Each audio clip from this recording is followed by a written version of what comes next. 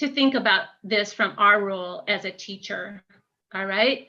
So as we use authentic materials, we need to be enthusiastic. We need to show that we're positive and that we're trying our best to create a stimulating learning environment, right? And authentic materials allow us that avenue to reach our students. Because I truly believe that it's our job as teachers to facilitate learning, to encourage learning, but not be teaching and talking and making the class teacher-centered. And we know this, right? We all know this. And sometimes it's easier and sometimes it's more difficult. But authentic materials provide that partnership to assist us.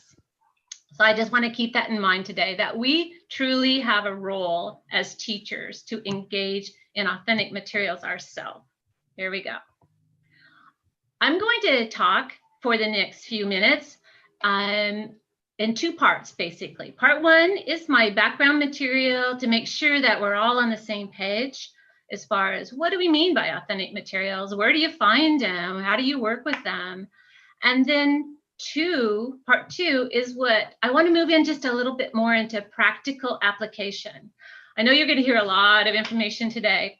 So I wanted to make sure that you had some takeaway material that perhaps you could use or modify for a class that you are teaching or may teach in the future. All right, so let's get going with part one. I'm going to touch on what are authentic materials. I want to give some examples so we are all kind of thinking about authentic materials from the same perspective. And then I want to talk about what are the benefits and challenges of using authentic materials. And then we'll talk about those challenges, but it's important that we talk about how can we address the challenges? How can we minimize these challenges so we can easily use authentic materials? All right. In part two, this is where we're going to talk about how do we find authentic materials? How do we know that we're using authentic materials that's appropriate for our students? How do we adapt them? And then where can I find some examples that teachers have already developed and save myself some time, right? Where we all need to save time, that's for sure. So what is an authentic material? It is authentic text, which is produced to communicate rather than to teach. So it's not a textbook, a language learning textbook. It's not a language learning video even. It's natural, authentic language. So it would be something that's used just in the day-to-day world. So for example, I put this visual together just to kind of stimulate some ideas about what could be authentic materials. So in your context, any context, we have an English language newspaper readily available all over the world, correct? The Jakarta Post. I read it almost every day. It's great. It's a good way for me to stay in touch with what's going on in Indonesia and in that part of the world. But it can be used in many ways in your classroom, right? Not just to read, but it could be used to analyze or reflect or compare. Have students write new journalistic articles that are similar to what you might find in the Jakarta Post. Next, I have, all of the little icons that represent social media, because we know that our students are truly, truly into social media. They are wizards in the social media realm, and it's an excellent source and area to find authentic materials that will connect with the students. And I'm going to talk a lot more about connecting with the students. In the lower part of my screen, I've got kind of the symbols of music, art, dance, and theater. So in a nutshell, this is just an extremely rich area to find authentic materials that we can use in our teaching. Songs and lyrics are just ideal for students of all ages, even adults. I mean, it's just a wonderful resource. In the literature and arts, of course, we have our theater, we have videos and radio and performances. We have all sorts of materials that we could integrate into our lessons. In the middle, I have games, because we know that young students love games, especially video games and those types of things. And they're using authentic language when they're playing those games, because usually they're playing those games with people in different parts of the world. And so they're using English. And so playing games isn't necessarily a bad thing. And then podcasts are endless. And I hope, and I'm assuming that a lot of you are using podcasts or blogs or TED Talks or any of those types of things already in some form in your class. There are many, many more examples of what authentic materials are, but I think that gives you, baseline of what they can be. I told you we talk about the benefits of authentic materials, and actually there's more benefits that I've listed than I have here, but these are the key ones. Through authentic materials, we're going to expose our students to language that's really useful. And I'm not discounting the language we use from our textbooks or more traditional forms. That language is necessary, but it's also necessary that our students have an understanding of language that's actually used out in the world, right? Authentic materials provide this very wide, deep, rich source of input for learners. And it's a variety of input, because we have students, right, that maybe are more visual, or they need to read, or they need to hear. So we have all these resources available to us. I talked about connecting to the outside world. So let's talk about focus. And this is what I think is really, really important about using authentic materials, because if we pick the right materials and we use them in an engaging way, our students are interested. They want to learn more. They want to be engaged in their class learning. And of course, I touched on kind of the bridge between authentic materials. It's that connection between the traditional classroom, virtual, in-face, whatever your classroom is, and the real world. All right, but with digital learning, which we're really focusing on today, because that's how most of us are teaching right now all over the world, there's actually additional benefits by using authentic materials in the digital classroom, because we're already engaged in technology, and we can easily use those technologies to provide authentic materials that truly are engaging, appropriate, they're easy to find and easy to use. They will, by using the authentic materials, we're going to allow our students to be more independent learners. And that's sort of how it is right now. There's a lot of independent learning expected because of the COVID situation. So authentic materials will enhance that independent learning. And the authentic materials also can accommodate various learning styles and various learning levels. And I'll talk about that. But anytime there's benefits, there's also challenges. Oh, before the challenges, I forgot. There's one thing I wanted to mention that actually is a super advantage of using authentic materials with our students, because our learners, based on their ages, they grew up in the digital world, right? Maybe some of us that are older didn't, but our younger students, or our students are younger, and they are truly digitally competent. They navigate, they are truly integrated with the digital world, and we need to take advantage of that. And we can take advantage of it by making sure that we're using a variety of authentic materials to stimulate their learning. Now to the challenges that I wanted to mention. So these are things that we have to be aware of as we're looking for the right type of materials for our classrooms. Sometimes authentic materials touch on unfamiliar cultural content and context. So we have to be aware and making sure that our students kind of understand the context of the authentic material. Some material can become obsolete way too quickly. If we're using news or social media, something that's really current and changing constantly, you can find yourself always looking for new material. So it's great. It's great to use news and social media, but know that you may need to update your resources on a pretty regular basis. Some material has this specialized vocabulary. We can work with that, but you need to be aware that, okay, maybe I need to do some pre-work with my students in order to capture the meaning of the vocabulary. Same with grammar structures, that could be complex.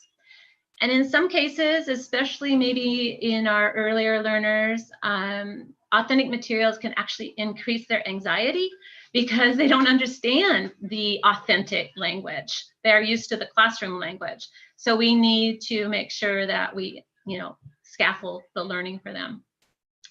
And one complaint about using authentic materials that I often hear is that, oh gosh, it's a great idea, but it takes time and I'm so busy. All right, I'm going to talk about how you can use authentic materials and still save some time. So how can we address these challenges, Well, we need to adapt the materials. Remember, we all have different learners, different subjects, so your material may need to be adapted. If it's adapted, it's still authentic. So don't worry about the adapting, and it's still authentic. I really recommend that we all create what I call a portfolio of authentic materials that you've used, that you found your students love. Make sure that you have a constant and updated portfolio to save you time in locating that wonderful video. Make sure you have it handy. In the yellow box there, I've said match your authentic material subjects and topics and themes to your learner interest.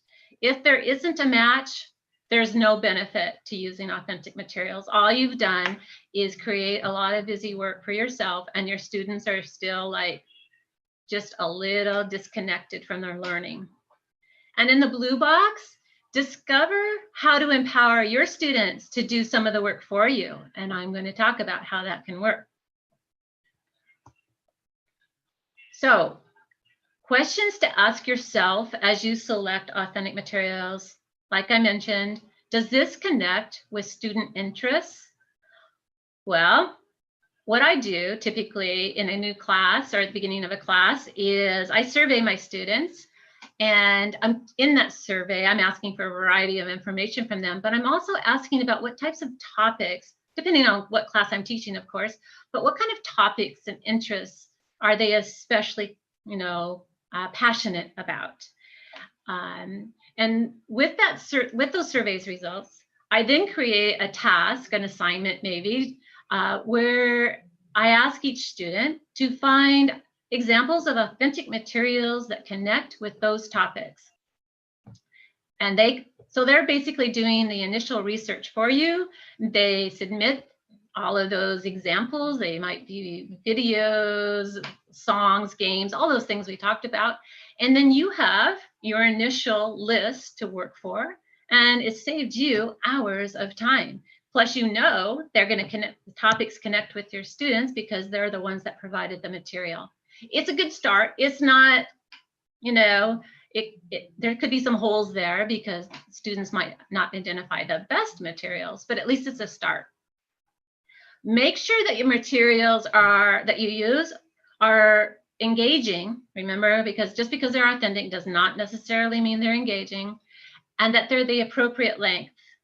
Sometimes I found the great material, but it's just too long. It's just going to put everybody to sleep, or is just too much information at one time. So either just break it down or just use a segment of the authentic material. Make sure the authentic material aligns with the proficiency levels of your students. And think about what concept, skill, or language structure you're really using or trying to engage your students with. There has to be a purpose to using the authentic material. Make sure it's high quality. There's nothing more frustrating than not being able to hear or see or fully appreciate authentic material. And again, is it possible to adapt it to fit your students' needs? I'll just touch on this briefly because I have a lot of information to share, but just know that your authentic materials can be adjusted to meet the various levels of your students, that you can use the same material in various ways.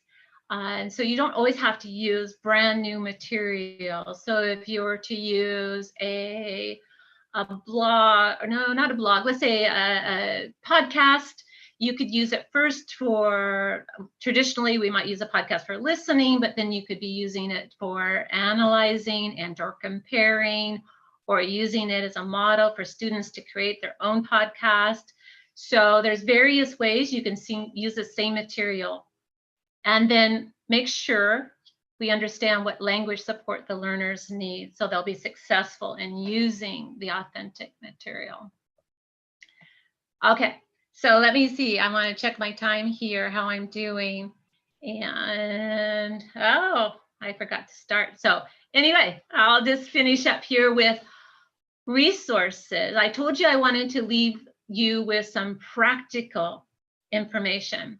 And so I gathered from all of the various resources out there, 3 different types of examples to show you. So first is a website that from an American colleague of mine who was also an English language fellow, but she was in South America. She's created, I think, this really simple but useful website for teachers.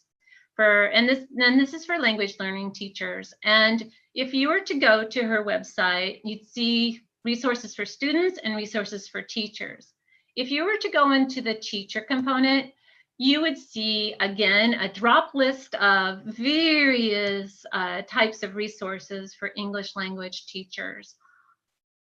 Some of these are actually authentic resources themselves, like British Council, or she's got some in audio resources. I'll let you look at this on your own, but I wanted to point out that she's got this locally relevant authentic materials.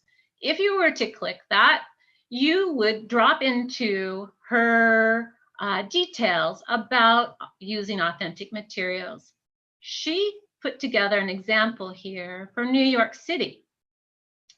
If you were to click New York City, you would see that she has right here, readily available for any teacher in the world to select authentic material that has something to do with New York City. Now, I know New York City may not be something that you're particularly integrating into your lesson, but note that here's a link to the Metropolitan Museum of Art. You might be using historical photographs or photos and art and for description, or in a literature class. This is just rich with opportunity. I'm not going to go any further with it. I want you to explore it on your own, but just know that this is out there and it's available for you. Moving more to specific activities, specific lesson plans, make sure that your tasks that you create with authentic materials are imaginative, meaningful, and purposeful. Remember, there has to be a reason that you're using this authentic material. We can't just use it without linking it to learning. But if you've done that, you're going to motivate your students, and they're going to start to use thinking skills that allow them to progress in the hierarchy of Bloom's taxonomy. So meaning they are going to gain those critical thinking skills because you've allowed them and connected them with materials that challenge their learning. There's a wonderful article I found by a researcher from Malaysia, and her article is called Harnessing the Power of Authentic Materials. I highly encourage you to read this. And you can go straight to her appendix and you could grab a lesson plan just like that. I won't go into her various lesson plans. You can see that I've highlighted them here. But for example, in her first lesson plan, she used TV commercials. And for each lesson, she breaks it out as sort of an introductory, maybe lower level students, and then a more intermediate and advanced students. So in the lower level for TV commercials, she had her students identify TV commercials that they were interested in for whatever reason, and then compare and analyze those TV commercials and maybe evaluate which ones were more effective and why. So that was sort of an introduction using authentic TV commercials that the students were interested in. Now, the more advanced students, they did some research in TV commercials. They found a commercial for a product that interested them, but they were asked to then improve that product, make it more effective or more useful, and then design a prototype of that, and then make a commercial themselves, and also add a jingle, like a little advertising jingle. So she added multiple steps of using authentic materials that students found quite beneficial, and they really enjoyed the experience. Now, they did most of the work in groups, which is totally acceptable and encouraged. And then she has lesson plans at various levels using photos and more visual materials, but also printed materials.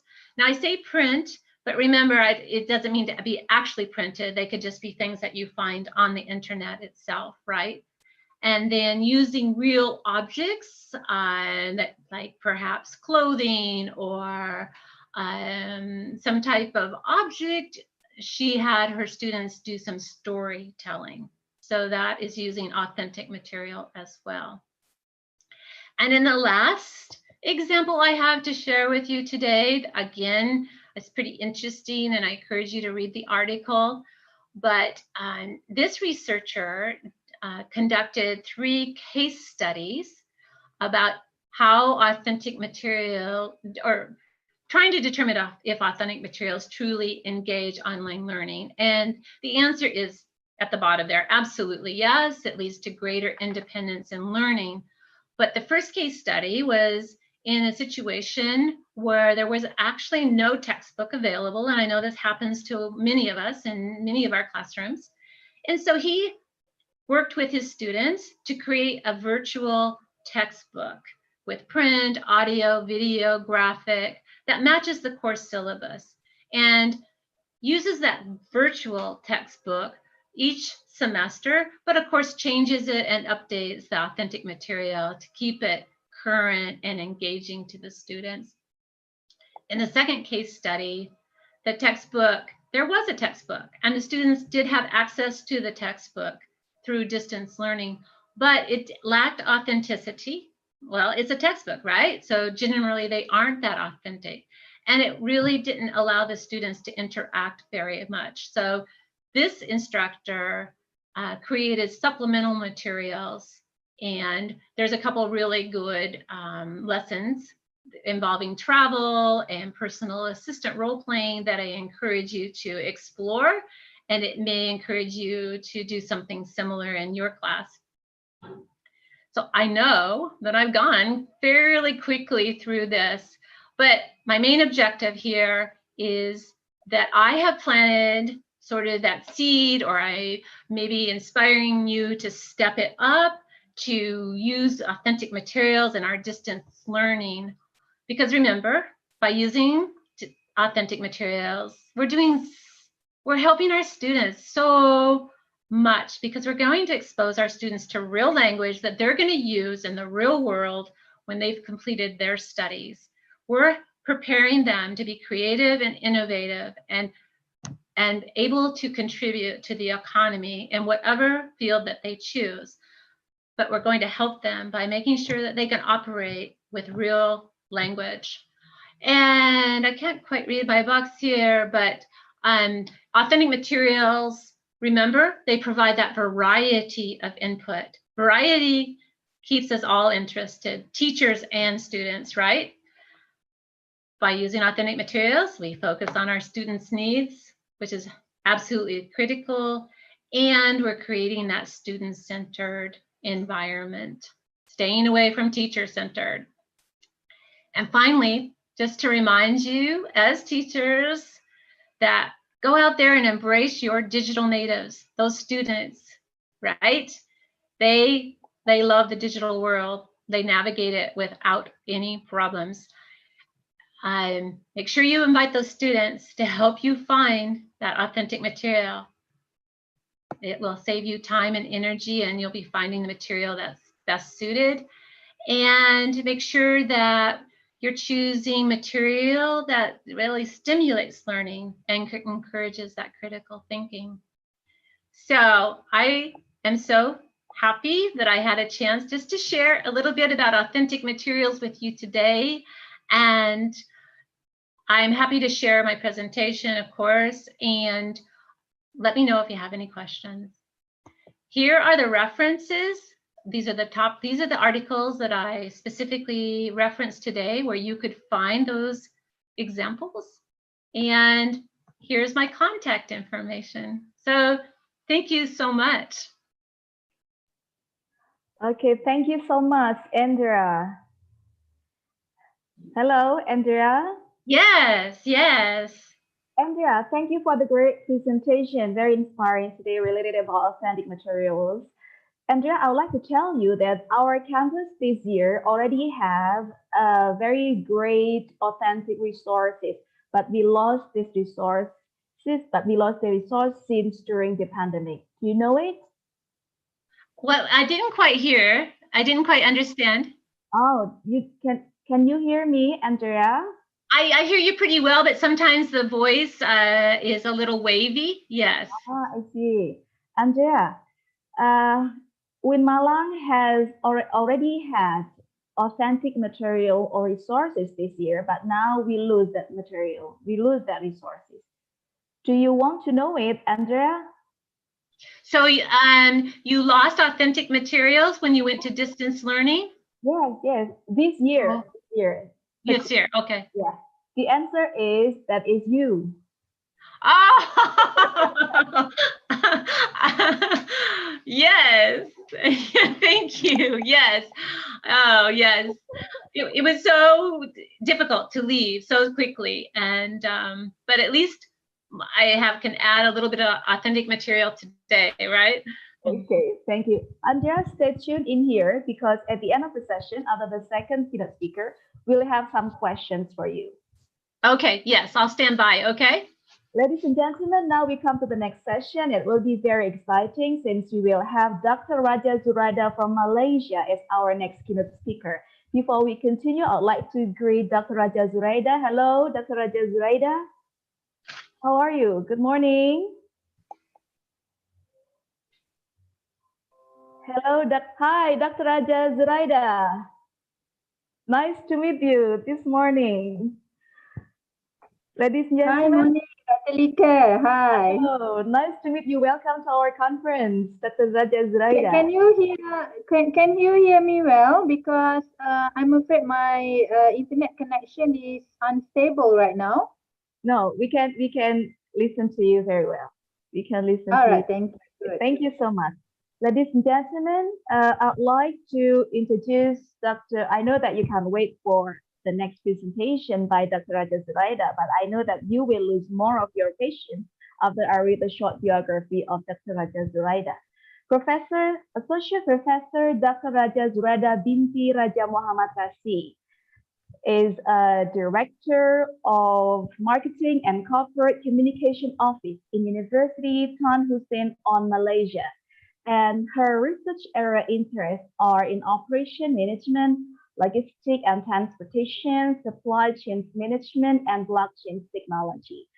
I'm very happy to announce that Dr. Raja Zuraida finished her PhD in Industrial Management in Swinburne University of Technology, Melbourne, Australia. She also finished her Master of Business Administration in the National University of Malaysia and Bachelor of Technology Management in University of Technology, Malaysia. Ladies and gentlemen, Dr. Raja Zuraida proves her expertise by achieving some amazing awards, in which some of them are: she achieved gold medal in bus safety index model, also silver medal for job satisfaction model among engineers, also silver medal in the moderating effects of supply chains collaboration, and silver medal in developing a pollution-free environment through ubiquitous community sharing intelligent garbage disposal. And the other thing that is very amazing from her is that she got the Best Presenter Award for bibliometric analysis on green supply chains management and industrial award for the moderating effects of supply chains collaboration. It's very amazing to have your curriculum vitae in here, Dr. Raja Zuraida. Time is yours. You have 25 minutes starting from now. Ladies and gentlemen, please welcome Dr. Raja Zuraida.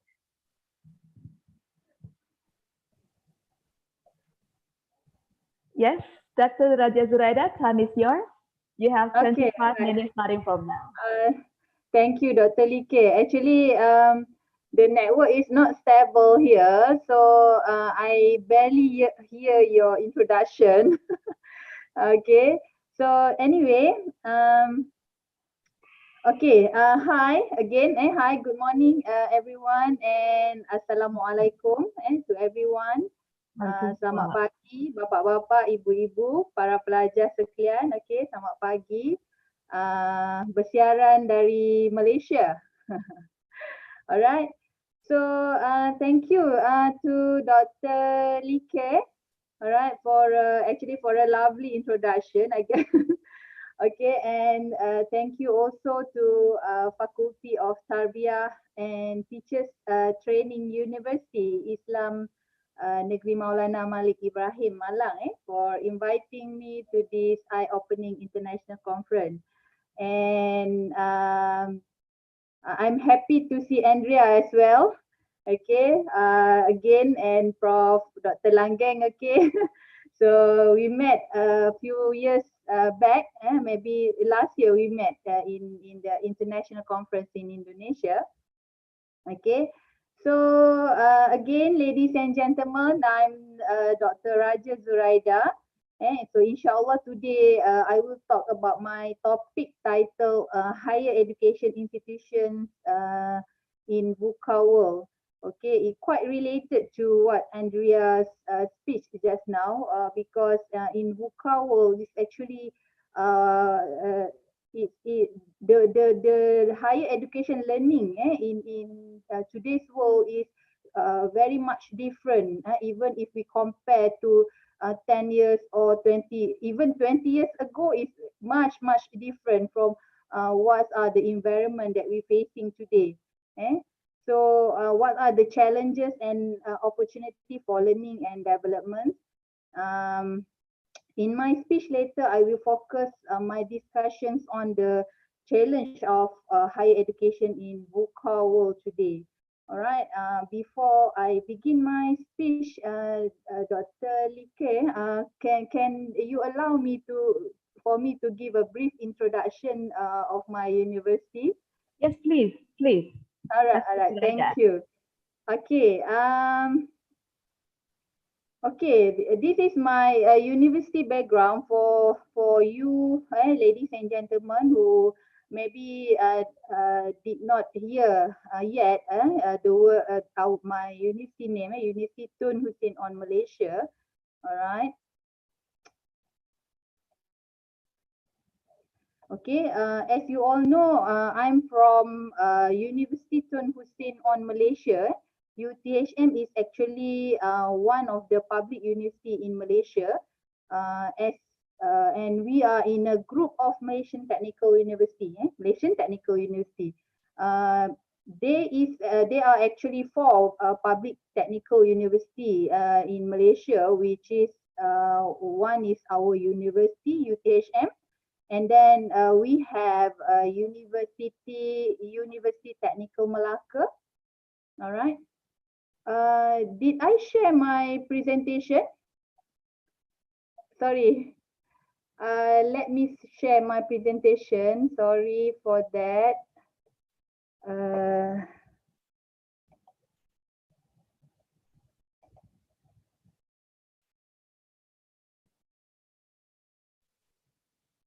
Okay. Yeah. Sorry, I forgot to share my presentation. Okay, this is okay what I just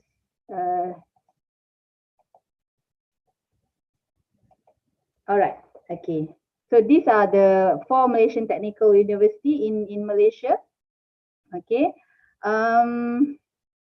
UTHM, we have UTEM, we have also University Malaysia Pahang, and also in the north we have University Malaysia Perlis. Okay. So as a technical university, our tagline is UTHM produces professional. Okay. So this tagline reflects us as a technical university that produce skills and professional graduate with marketability value. Okay, so looking back at the focus and visions, focus and vision at the beginning of the establishment of UTHM, actually, which is as an industry-oriented technical university. Okay, UTHM is actually play a vital role in ensuring all graduates are not only professional, but highly skilled and following industry expectation. Okay, for that reason, we offer many professional and accredited programs. Currently, we have 20 engineering programs. Okay, in many fields such as mechanical, electrical, and civil engineering. We also have 84 programs in technology and TVET. Okay, 3 programs in aeronautic and many more. And we also have 11 management programs in our university. Okay, all courses, all these courses conducted in the university have their own uniqueness, where the program offers emphasize on learning through experience, actually experiential learning and practical skills component in addition to theoretical and professional knowledge. For example, our aeronautic, here is the the students of our aeronautic programs, okay, under the Faculty of Mechanical and Manufacturing Engineering. Basically, they have to conduct the theoretical knowledge learning on campus, while its practical and hands-on learning will be conducted at our flying school located at the Senai International Airport. Okay, another example, the Bachelor of Technology programs under the Faculty of Technical and Vocational Education. Okay, in this faculty, we implement 2U 2I mode, which is 2 years study at the university and another 2. Okay, so okay, these are our campus, and currently we operated in 2 campuses, and we are planning to launch our new campuses dedicated for our new aeronautic program at Tanjung Labuh, where in this campus we will have our own hangar and airport runway. Okay, so UTHM is also active in research and development. Here are our research institute and also research center. We have, for example, MyRevet, a national independent TVET.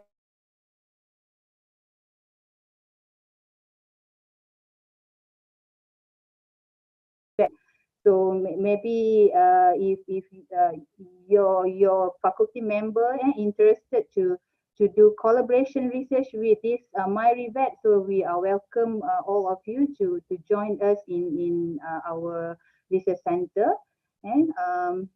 Okay, we also have ICOE Rail and Center, which act as a reference knowledge for training and research in the field of rail transportation. Okay, all right, thank you, Dr. Liki. So let me go to, sorry, where's my,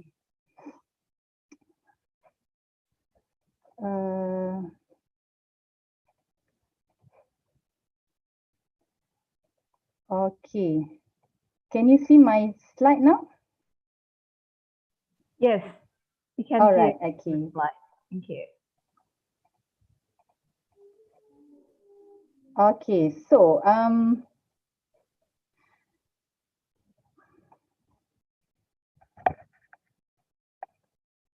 okay, so to begin with the topic about VUCA world and higher education in this new world, okay.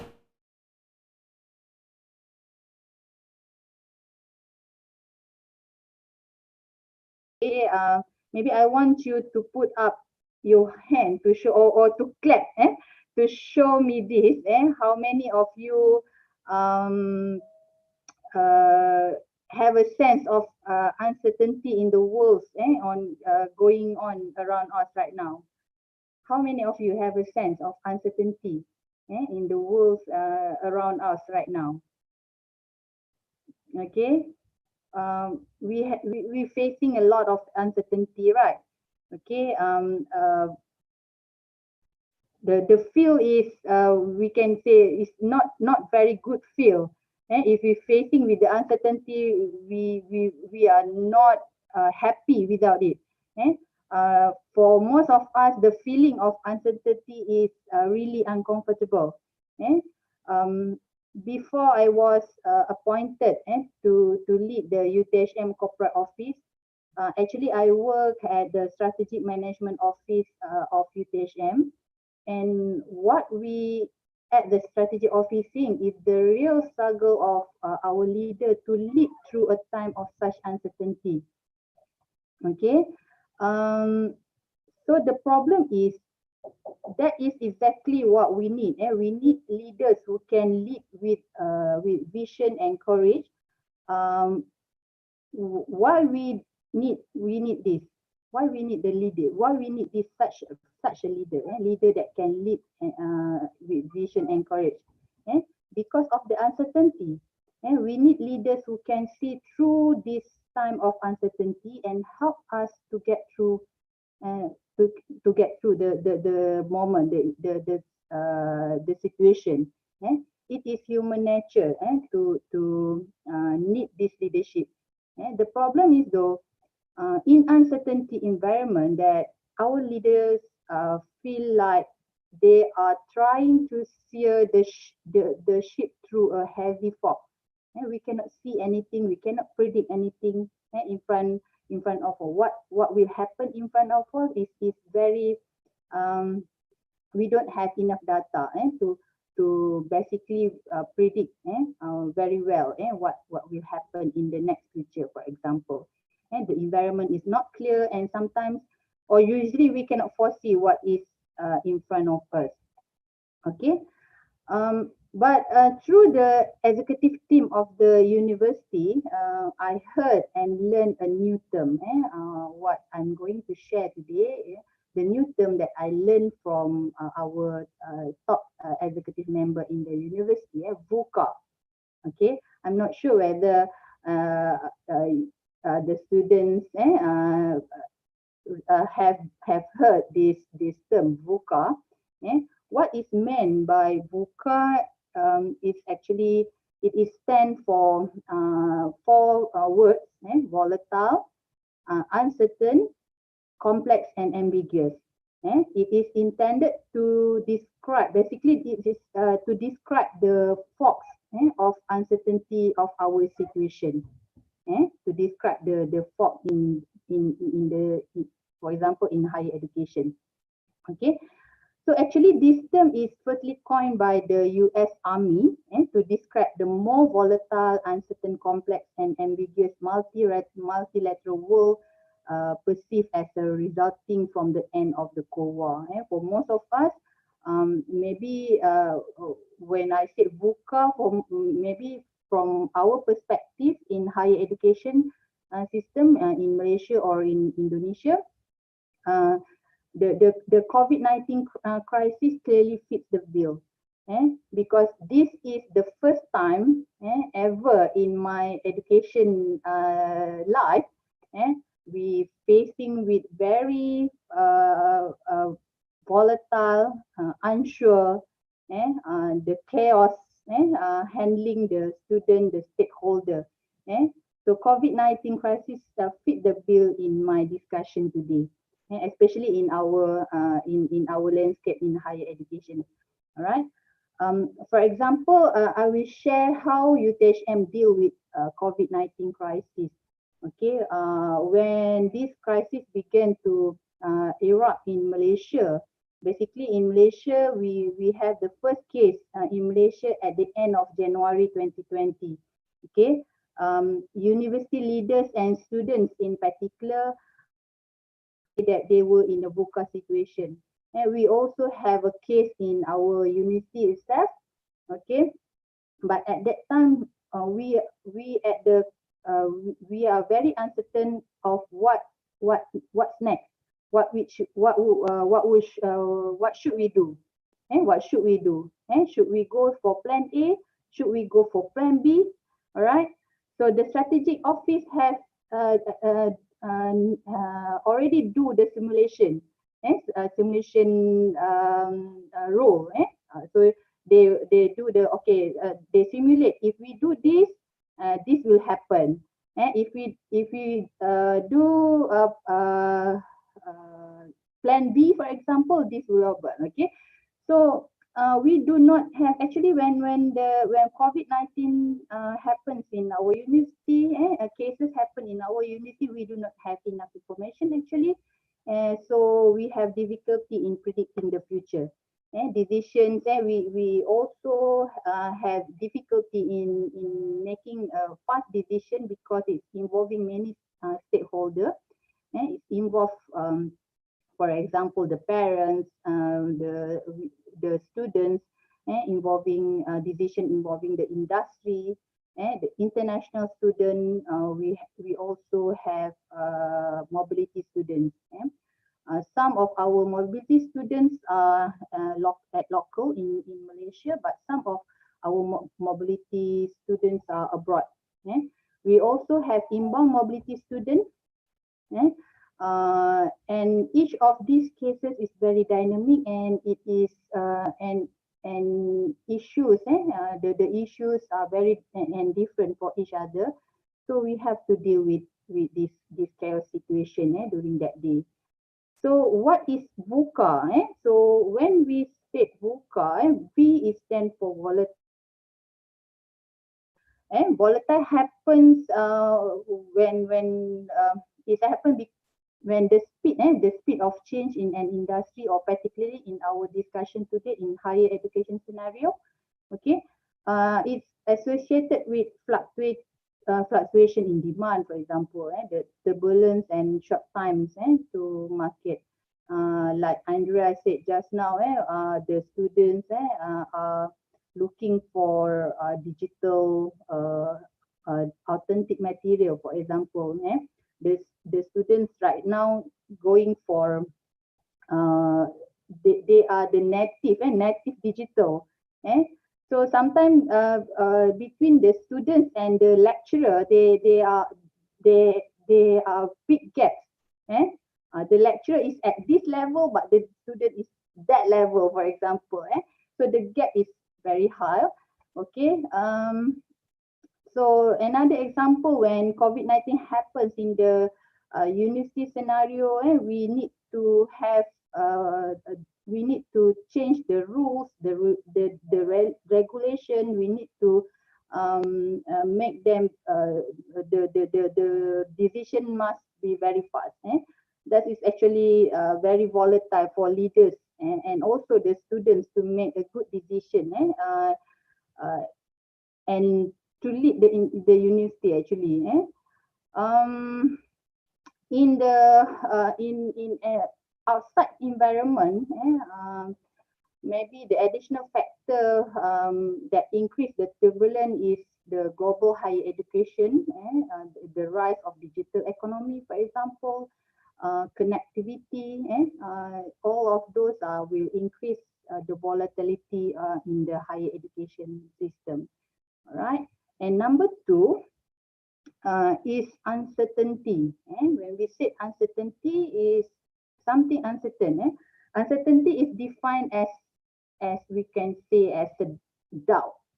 When you feel as if you are not sure if you want to enroll to a new program, for example, as a student, you don't know which program you want to enroll, for example, this program or that courses, or as an organization whether or not to venture in a new product line. This is an example of uncertainty. Okay, when the economy is going bad and causing everyone to worry what will happen next. This is an example of uncertainty also. So it actually relates to the extent which we can confidently predict the future. So if we can easily predict the future, then the uncertainty rate is low. The more we can predict the future, the lower the uncertainty rate is. Okay, as a leader, we ultimately have to rely on our institution and judgment in when dealing with uncertainty.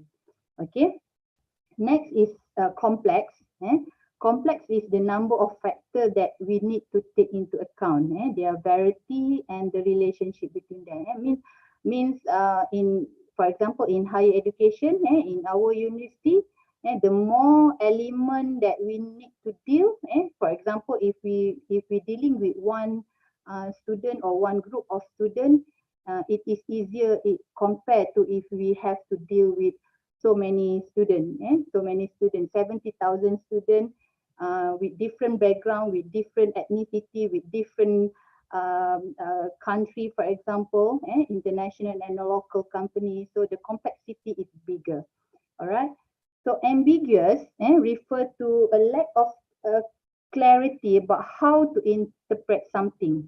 A situation, we can say the situation is ambiguous. For example, when information is incomplete, or the information is contradict, or it is too inaccurate to draw a clear conclusions.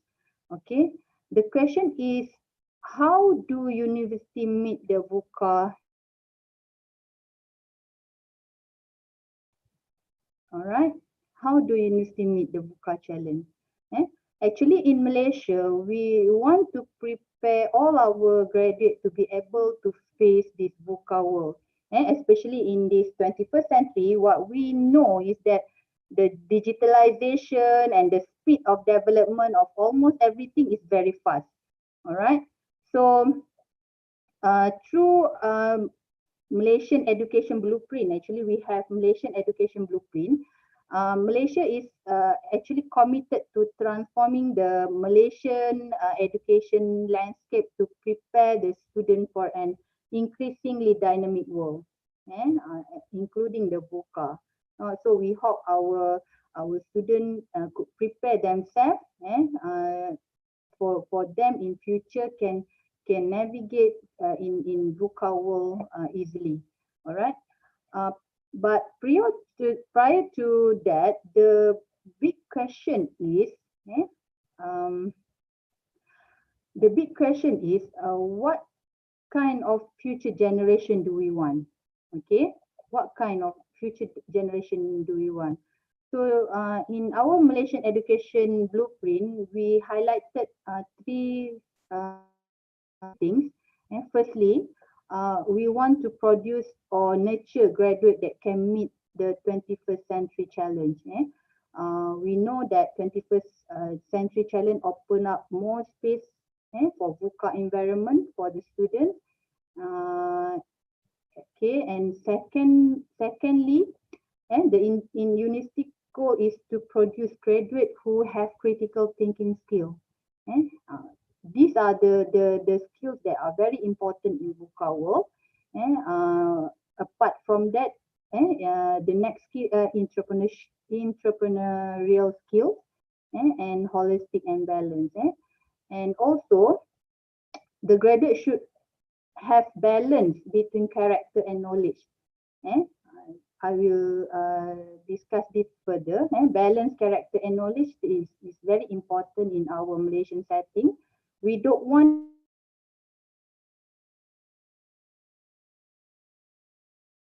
having the third class mentality. All right. So it should be balanced between the character of the student and the knowledge that they have. All right. Okay. So next slide. Okay, is the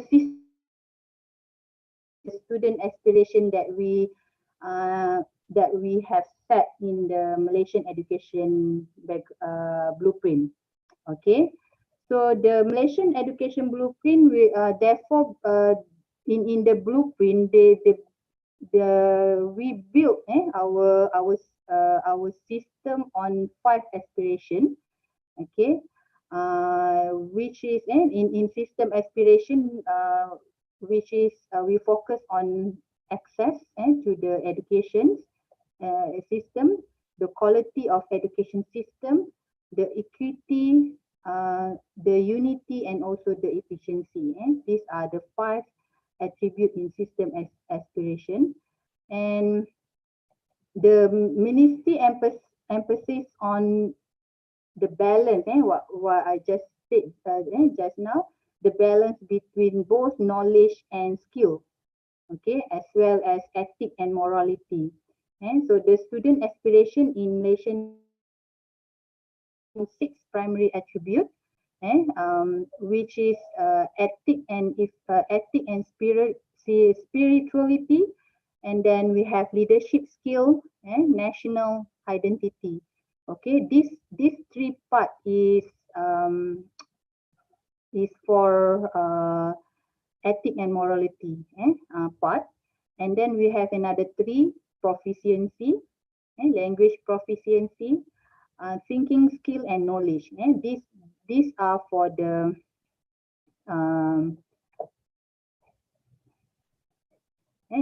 skill part, right? So these are the same 6 attributes for student that higher education system is anchored on. All right.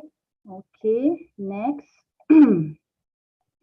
All right. So to achieve this system and students, the system and student aspiration, the Malaysian education blueprint actually outlined 10 shifts. Okay, that will spur continued excellence in the higher education system. So all these shifts address the key performance issue in the system, okay, particularly with regard to quality and efficiency. All right, as well as we also take consideration the global trend that are disrupting the higher education landscape. So if you look at the 4 shift in the slide, okay, the 4 shift actually focus on the outcome outcome for key stakeholder in the higher education system. So it's including student in academic and TVET pathway. Okay, the academic community as well as all Malaysian participating in lifelong learning. So the Malaysian education blueprint is not focusing only for the students age maybe 6 to 24 years old maybe, but is focusing all Malaysian to participate in lifelong learning. Okay, the other 6 shift focus on enabler for the higher education ecosystem. So it's covering critical component such as the funding, the governance of higher education, the innovation, the internalizations, online learning, and also the delivery. So those 10 shift in Malaysian education blueprint. Okay, so these skills actually are very important to be mapped to ensure all graduates have the right skill to encounter the disruptive and dynamic VUCA world. Okay, maybe I take one current example during the crisis of COVID-19 that hit our university early this year. So basically, we have in the university and in our campus, basically we have around 70,000 students. So on March, when the government announced for a movement control order, the chaos begin to start. The worry of the parent, the employees, and the staff of the university, and the students. So we have to take care of our staff and students as well to ensure their safety. So we have students staying in campus and also off-campus students. So we have students currently doing their practical training all over Malaysia and also in Singapore. They also group of students that were doing their mobility program in Malaysia and also in Indonesia at that time when COVID happened. Okay, they are also students stranded at their friends and relative house. Okay, so the student was scattered in so many places, in so many zone area. The government segregate the country into 3 zones. Okay, red zone, yellow zone, and green zone. So each of these zoning area have different movement control order. Those that reside at the red zone actually are not allowed to enter other zones. So parents who are worried about their children's condition started to call UTHM hotline. So the hotline actually rang every 5 minutes, okay, almost 24 hours. 5 minutes, the parent, the student will keep calling the university to ask about the situation in the university and how is their kids in the university. So the question, for example, can they cross the state or district to pick up their child, to pick up the student? Can the student that have been Zubaida? Hello, Dr. Zubaida, Yeah. I'm sorry. Hello. You have 5 minutes to go. I'm really sorry. But Oh, all right. Okay. All right. Thank you, Natalie. All right. So during the crisis, the university immediately approved the additional budget for food allocation for all quarantine students as well as the students that stay around the campus. So all students were given prepared meal for 4 times a day. Additional budget is also needed for our medical team. So the University Crisis Committee mapped out a short-term plan to ensure the student and the university can get through a time of extremely uncertain. So actually the team created a vision and plan for it and make the student feel safe and forgot how chaos situation that they were in. And that is actually exactly what we need from our leaders today. So when we are a leader, we need them to create a path to help people get through it. So maybe let's talk about what is in the focus for leaders today. Okay, so the first thing is maybe the leader need to think about global financial turmoil. So that is just how market fluctuation, exchange rate changing, trade changing. There's a lot of going on with the global financial turmoil. And then the leaders also worried about disruptive idea. Disruptive idea. Every leader I know maybe thinking who will coming into their industry. So we have seen that, for example, Airbnb goes after the hotel industry, Uber goes after the taxi industry. Okay, and we are in the education industry. There might be a digital university coming in after COVID-19. So that is disruptive ideas.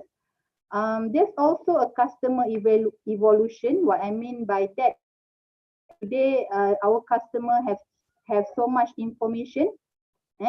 According to Bill Gates, he said that we always overestimate the change that will occur in the next 2 years and underestimate the changes that will occur in the next 10. Okay, so one of the best example is of how we both underestimate or overestimate the change in the future in the evolution of consumer behavior through the century. Let's take a minute and imagine ago, 2010. At that time, Facebook was still competing with MySpace, for example. Amazon, we primarily known for selling books. iPhone was just released. But back on those days, the way we shop for products was different. Most of us are still trusted brick and mortar store. We didn't have price comparison service, and we were at the mercy of the large corporation for discount. Okay, but today we have Shopee, we have Lazada, all things we can do it online. We can compare things. Okay, that is customer evolution. Maybe I want to spend the most on demographic shift, because this is major issue today in the university setting, like Andrea speech just now. In the past, maybe higher education institution accepted students from different boomers, Gen Y, millennial. Okay, but today higher institutions are currently deal with new generation, what we call as Gen Z or maybe Centennial Gen. All the participants in this conference today, I think you are in Gen Z. You arrive in this world with a tablet and smartphone under your arm.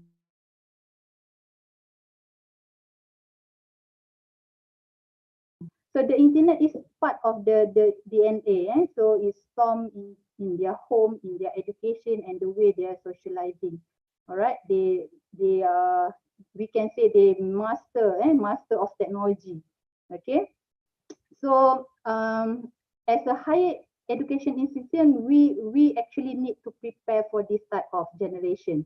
The institution also need to keep up the pace with the generation. The program that we develop in the university also need to be developed faster. How about the facility in the university? Do the university ready for these changes? One or two abroad university, they have gaming room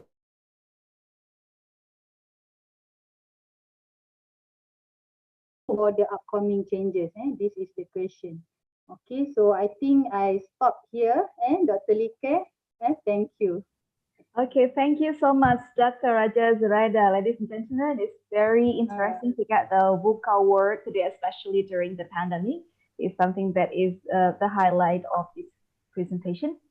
Ladies and gentlemen, we have some questions to Dr. Raja Zuraida and also to the Andrea. The first question goes to Andrea Mason. Hello, Andrea. Hello, I'm here. Yeah, there are two questions. The first question comes from Harir Mubarak, Endah Ratnasari, and Anissa Aulia. The question is, I hope that you can answer the question in 2 or 3 minutes, Andrea, because we still have other questions for you. Okay, sure. I'll do my best. Okay, thank you. You are the best. The question is, how can we adapt or modify authentic materials for lower level to make the online classes becomes more active and not bored? Thank you, Andrea. Sure. So let me make sure I heard the question. How can we adapt our materials for lower level classes to make the classes more exciting and interesting? Okay. Exactly. I think this applies to any level, but I will talk specifically about the lower levels. But it's a matter of using materials and teaching strategies that connect with those students. So if I were going to pick materials, authentic materials, like we talked about earlier today, I would just make sure I'm using materials that my students understand. Maybe they don't understand all of it, and that's okay, because I want to challenge them, but I want them to understand maybe 50 to 70%, and then encourage them and give them tools to fully understand what I'm learning, or what I'm teaching, or what they're learning. So it takes some strategy to find the right materials. But remember, you can use these materials more than once. So you're not constantly looking for new materials, because the students need to review. We can talk about them in different ways, but I would use something that is audio, something they hear. I would watch. They love to watch. I would make sure that they're watching something that they can also read subtitles. And then I'd also have them write as well. I mean, kind of use all those skills with the same material. And that way, all the learners that are learning differently or have different proficiencies, they have a chance to learn using the same material. So I think it's possible. You just have to keep it simple if the learning is at a lower level. Thank you. Thank you so much, Andrea. The Sure. second question is, there are a bunch of questions for you, Andrea. Don't worry about it. Sure. Yes, the second question is that we know that authentic materials are available a lot for English department. But this question is very interesting, comes from the mathematics department, especially from Eka Sulistiawati. She asked about what kinds of authentic materials which is suitable for mathematics classes. Aha, I saw something in the chat box, but I didn't quite understand it all because it wasn't in English. So I thought that was a question, though. Yeah, I think that's a really great question, because I told everyone right at the beginning that authentic materials are appropriate for any subject. So if I'm not a math teacher, of course, but I could use all sorts of authentic materials in my math classroom. Perhaps there's actually podcasts about mathematics. So my students would be hearing and listening to material that deals with math. I could introduce a mathematician through a video, and we could talk about what type of math they're talking about, and kind of use that visual stimulation to help my mathematics students. We could be watching, we could look for math in drama or math in radio. There's so many things we could do to connect our mathematics students outside of the traditional numbers and text. Okay, thank you so much, Andrea. Sure. It is very interesting to get the resources of authentic materials that you have.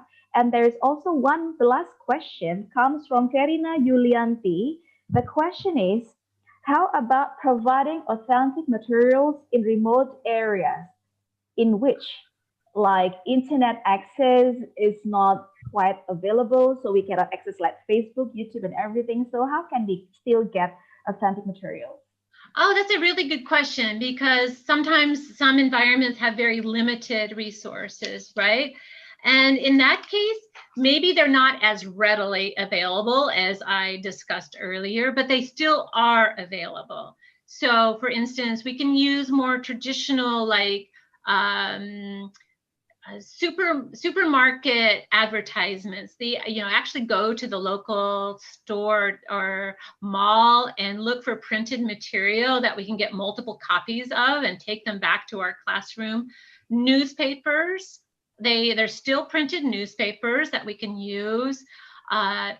Perhaps there's still television access, right? That's a rich source of authentic material.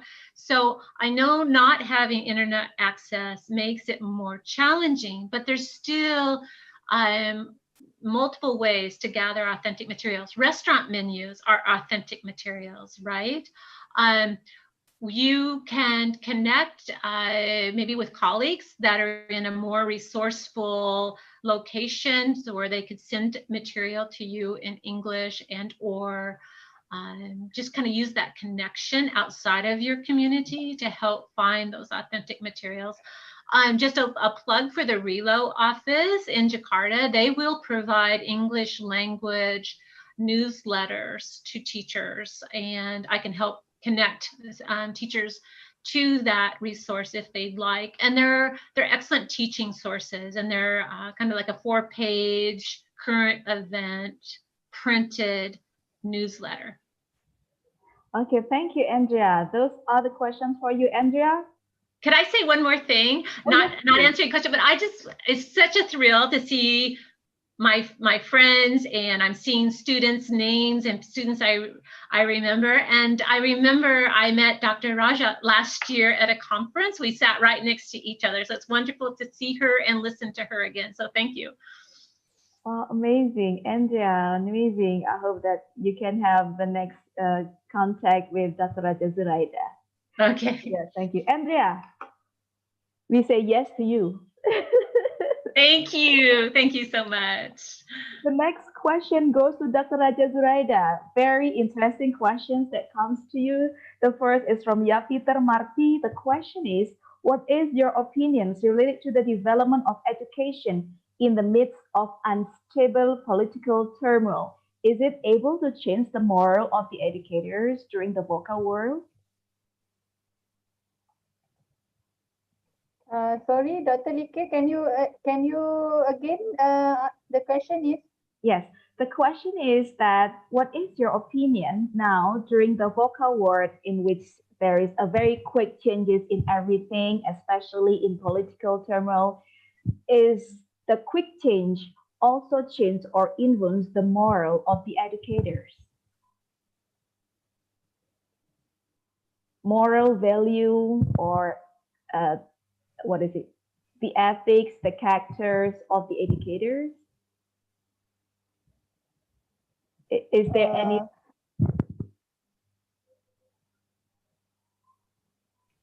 Maybe there are some changes of the teacher. Maybe before the teacher are very patient, but now they are less patient because of the vocal word. I cannot hear your question. Oh. Okay. You asked about the question is about, is there any changes to the moral of the teachers related to the quick changes in now? The changes of moral of the teachers, is it? That's right. That's right. Sorry? Yes, that's right. That's it. Okay. All right. Basically, when we talk about the teachers in this VUCA world, especially when we are dealing with the new kind of generation, centennial generation, or we said Gen Z just now, because comparing the knowledge of the teacher and also the student, basically sometimes at this environment today, sometimes the teachers is learning from the students in terms of digital technology, in terms of the application that we should use in the classroom, right?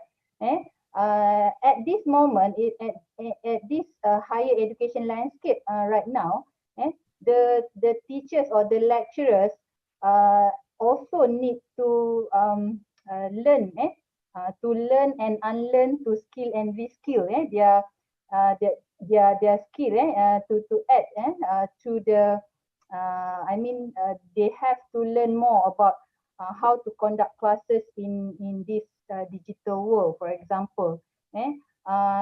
From my experience, in COVID-19, when the COVID-19 happened in the university, all the classes are moved to online classes. All the face-to-face classes are stopped at the moment, temporarily closed. All classes are closed. Suddenly, the lecturers, the teachers happen to give their lectures and teaching material online. Before that, we never imagined that we will do online teaching.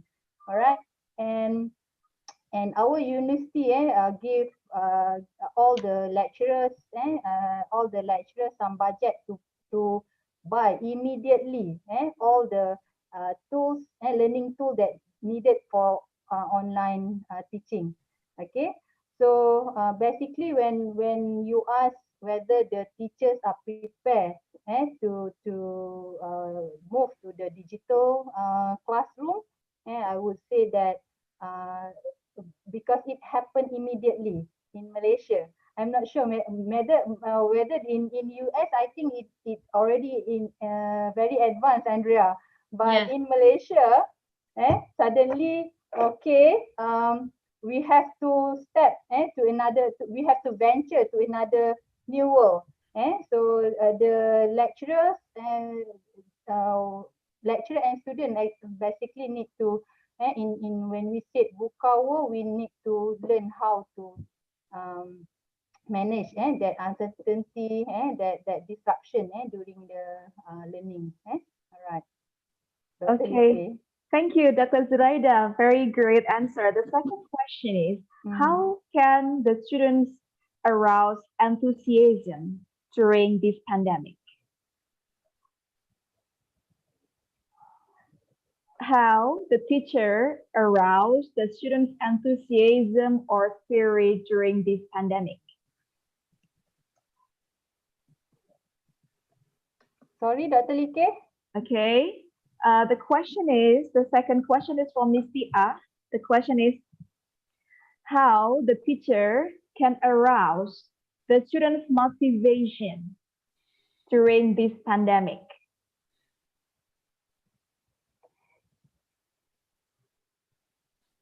Or should I write in the chat box? Yes, please. Okay.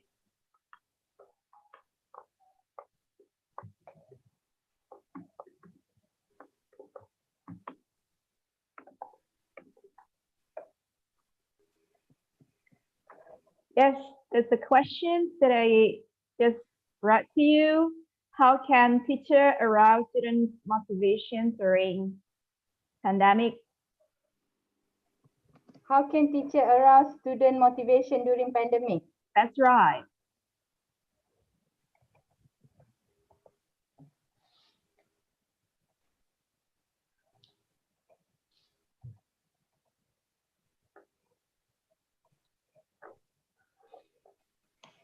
Okay, Dr. Zubaida.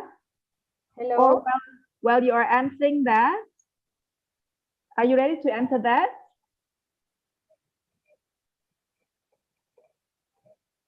Hello. Hello, yes? Yeah, okay. Yeah, okay, please. Okay. Dr. Like, all right. So the question is how the teachers motivate the student during VUCA hour, right? That's right. Okay.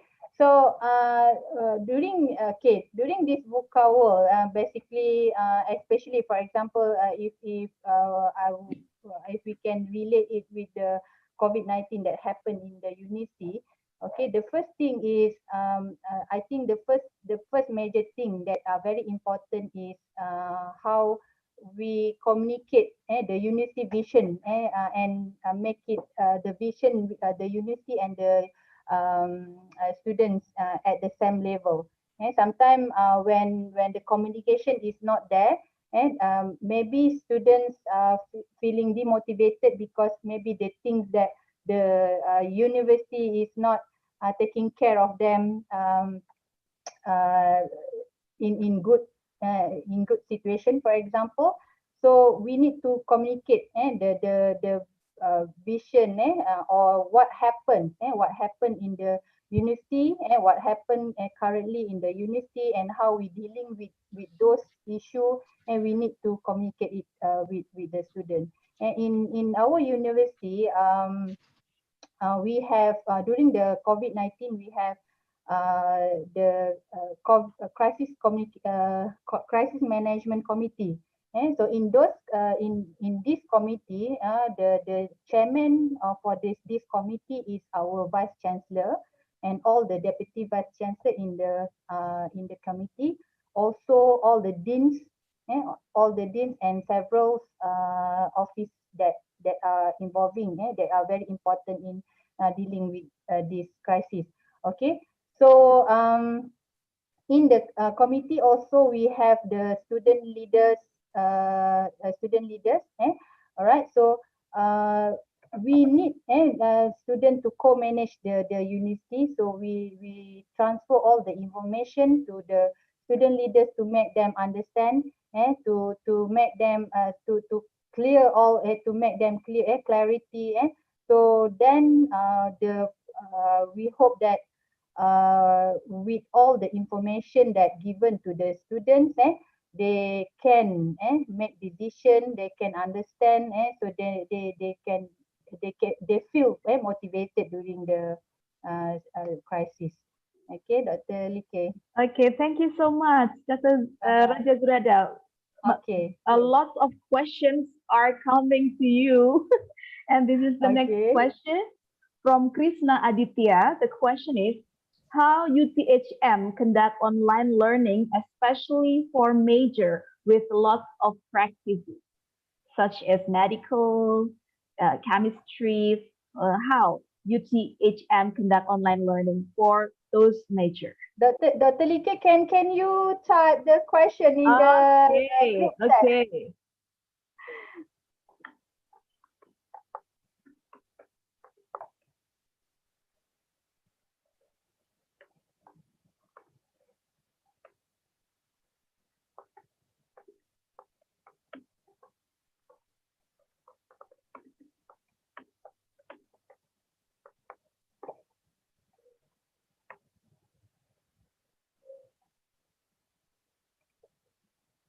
Yes. Okay. When Dr. Like, all right. Okay. In UTHM, because we are technical university, we have a subject that can be conducted full online, but we also have a subject that need them to do the practical things. Okay, so in UTHM we have this what we call hybrid class. Hybrid class means that for the theoretical part, we will conduct it online. But for the practical part, actually we cannot do online. Okay, because they need to do the project hands-on. They need to do the drilling. They need to do the molding. For example, if the student in aviation courses, they need to fly the aeroplane, for example. So well, we have simulation. For example, flying school, they have the simulation for teaching in for flying piloting courses. But to be able to graduate as a piloting student, so they have to have how many hours into flying. So that's we call it is as a hybrid class.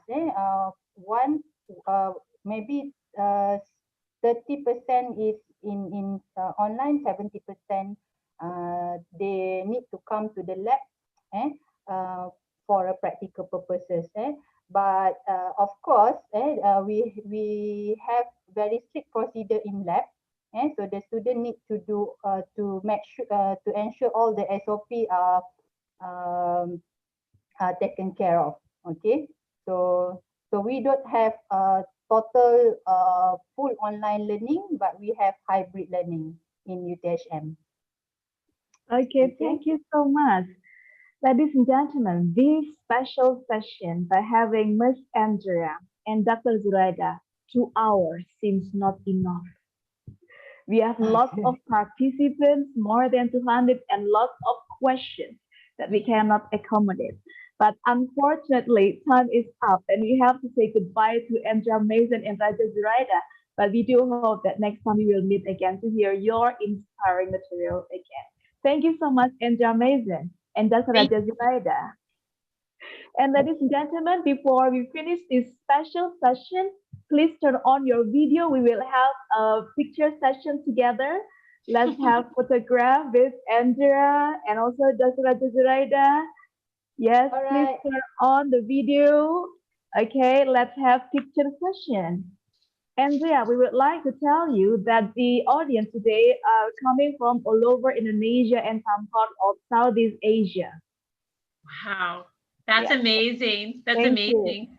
Some of them I see here from ICIED Madura, some here from Salatiga. Lots of people are coming. Thank you so much for all of the audience around the world, Indonesia and Southeast Asia. Ladies and gentlemen, please ready with the photo session. The next one. The next one, we have 10 slides in here. The next one. Thank you. The next one. Still 4 slides. The next one. Still. Okay, 4 more slides. Next one. Okay, thank you so much, everyone, for joining this session. Andrea Mason, Dr. Raja Zuraida, thank you so much. And I give back the session to Ibu Mala as the master of ceremony. Thank you. Goodbye. Thank you.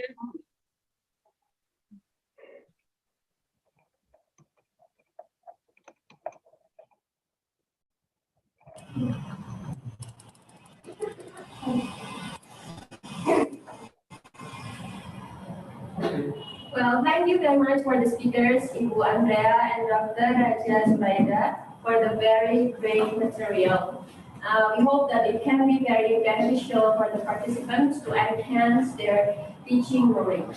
Thank you also to Ibu Ika for being a great moderator for both speakers. Ladies and gentlemen, now we will continue to the second plenary session with the keynote speech to be delivered by 3 speakers. The first one is Dr. Muhammad Umar Hafiz Muhammad Idris from the Islamic University of Brussels, Belgium. Dr. Haji Langgeng Mudianto, MPD from Universitas Islam Negeri Maulana Malik Ibrahim Malang, Indonesia. And the third one is Dr. Hajar Sufi'ah, MPD from Universitas Islam Negeri Maulana Malik Ibrahim Malang. And the keynote speech will be moderated by Mr. Basari, MSED. To Mr. Basari, time is yours. Assalamualaikum warahmatullahi wabarakatuh.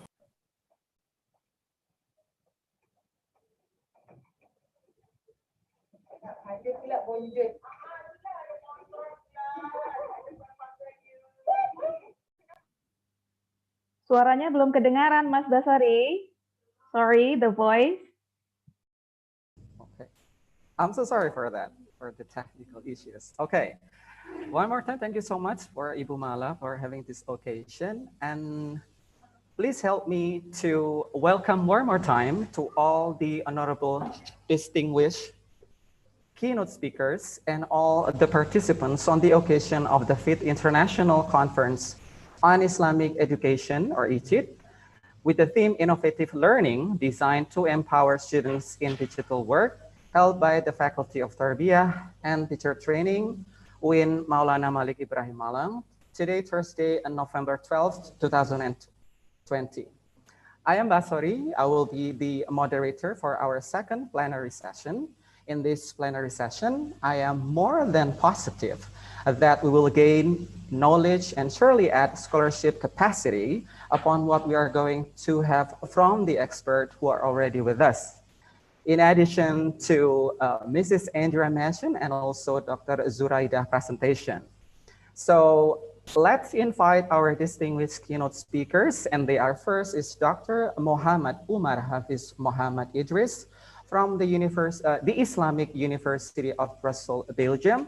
And the second, we have Dr. Haji Langgeng Budianto, MPD from Universitas Islam Negeri Maulana Malik Ibrahim Malang, Indonesia, and Dr. Suti MPD as the last keynote speaker, who is also from Universitas Islam Negeri Maulana Malik Ibrahim Malang, Indonesia. Before proceeding to the presentation, please let me share with you the baseline rules that we are going to cover. The first is the keynote speaker presentation will last for about 25 minutes, as what have been mentioned by the previous moderator, Ibu Lika. And for the second is there will be an answer question sessions after the presentation. Therefore, kindly drop your questions in the chat box provided, and all the participants are more than welcome to start dropping the questions in the chat box right after the first speaker finishes his presentation. And the third is that the moderator will select the questions to ask speaker during regular short breaks in the presentation. I hope that explanation is well received. Now, without further ado, let's proceed to the agenda. Our first speaker is Dr. Muhammad Umar Hafiz Muhammad Idris. Can I know whether he is already been with us right now? Hello? Okay, so let's just move on to Ibu Sutia. Is she been with us already?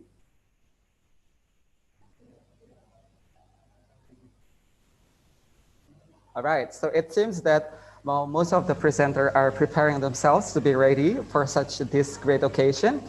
Now let's move on to our third speaker, for Dr. Haji Langgeng Budianto MPD. Hello?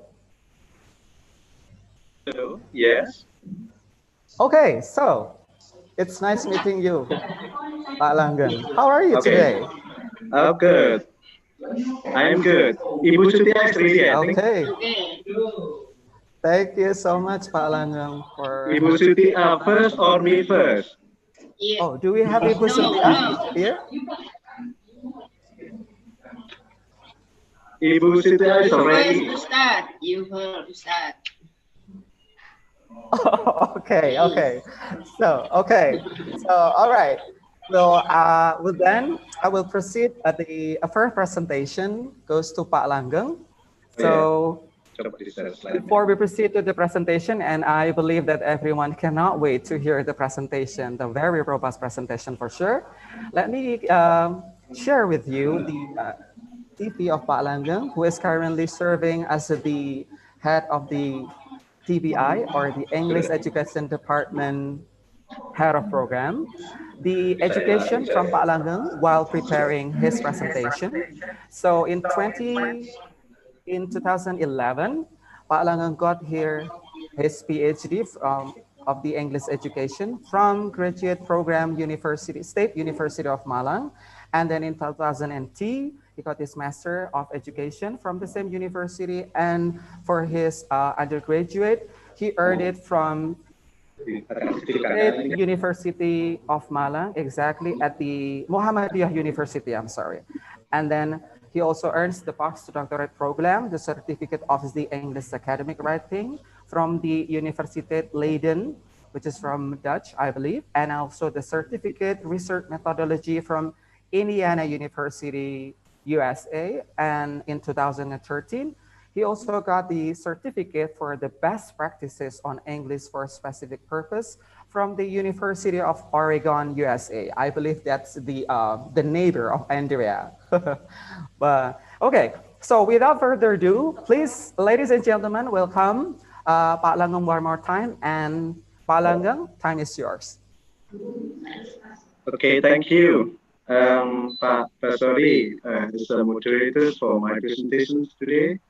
All the participants, it's nice to see you. Welcome you all in this wonderful international conference handled by the Faculty of Education and Teacher Training, State Islamic University of Maulana Malik Ibrahim Malang. Well, my topic is about the new normal in 21st century language education, linking theory and pedagogical practice. Well, when we talk about the new normals, then it's remind me to something very crucial and very fundamental conditions in our country, especially Indonesia, that we believe it's going to invite us here to move and to shift to new paradigm of language teachings from theoretical practice to pedagogical practice that we can strengthen to our educational practice. Well, let me say my hello to Ibu Andrea. Is my special international guest, international lecturers from Idaho University already share his teachings in English education department for years, and also Ibu Associate Professor Raja Juraida, my colleague, in a particular event, international conference. So I'm happy to see you in this wonderful meetings, and also for other participants from diverse and schools, universities, and also expertise from different fields who join this wonderful international conference today.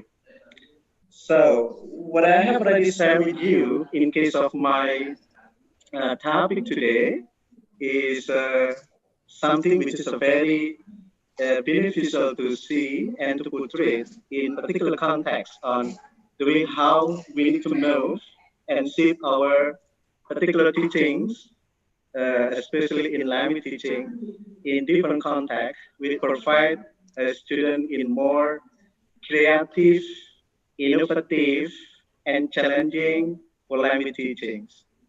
So let me start by giving you a warming up on asking you special questions on what we need to think in these particular conditions where everybody can claim that this is uh, a very difficult and very complex situations of education where everybody can understand that the situation here need more energy, thinking, serious facilities that can facilitate the student into more creative learning. So that particular conditions on the demands and the challenge toward the pandemic of 19 education that our struggle to provide more creative and innovative language teaching. So this is actually one of the name. Sorry, Ibu. Yeah. So this is actually that the things that I'm going to focus on our discussions on the situation of uh, pandemic education, especially in language teachings. And we are really sure that the condition will influence to the situation and the condition of the student, where we need to prepare the student in more difficult and more complex situations. So we are teachers, educators, are supposed to facilitate the student in more innovative and more challenging language teaching, especially in giving good facilities to the learners. From this condition, I'm going to bring you into particular thinking. So we need to think our position as teachers and our position in teachings. So like to see the portrait of what we are going to do as teachers and what we are going to do as teaching. That's I'm going to give you what we call a landscape of teachers and teaching landscape that should be applied in our classroom. Teachers and teaching landscape is one of fundamental points that we need to apply in the classroom in such kind of pandemic situation, when we are going to bring our student in what kind of situation. That is going to be very fundamental and very principal and very important to move to reform a situation where we are teaching actually. So the directions that we are going to do as a teachers and teaching should be in a very concrete situations where we need to provide our teaching presence and our teachers presence in the classroom. What I illustrate in this slide here is that we need to reform in such kind of pandemic situation. We need to reform once again.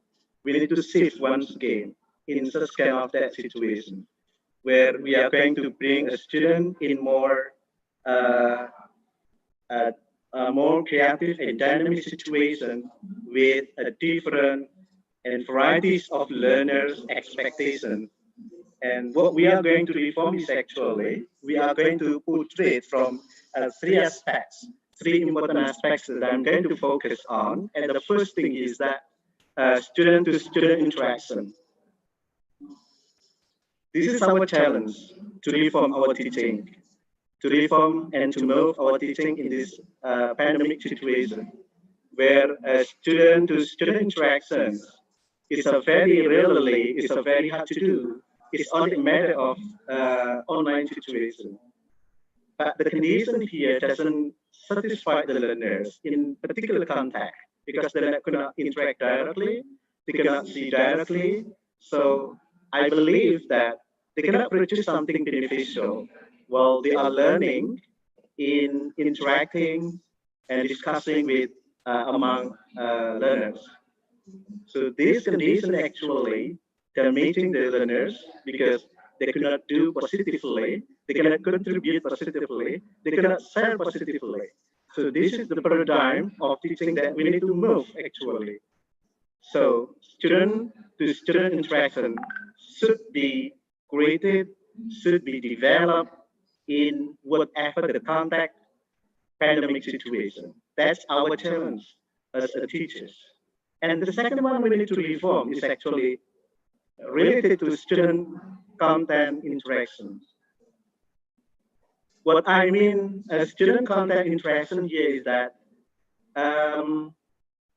because the goals of teaching is that teachers and students transfer knowledge.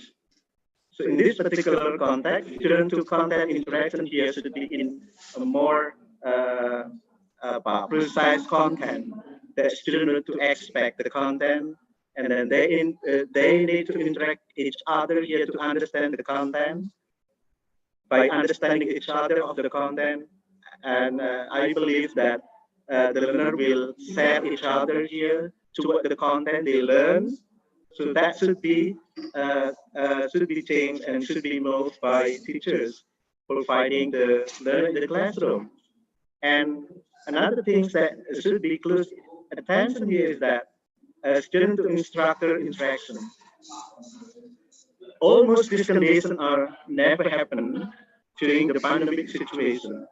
It's a very seldom student and instructor interacting each other because that situation is not really capable to do and is not sufficient to do, whether the instrument, the facility that support the learner to interact with student, to interact with instructor. That the dynamic, that the situation, that the paradigm of teachings need to reform in the conditions here. So, well, understanding this kind of contact, we need to, yeah, we need to encourage learner in what situation and in a difficult contact, because that's a very difficult for learner here to learn in this pandemic situation. Why is it difficult? Yeah, when I'm going to show to show you the slide on the difficulties of learner in this particular conditions of pandemic 19.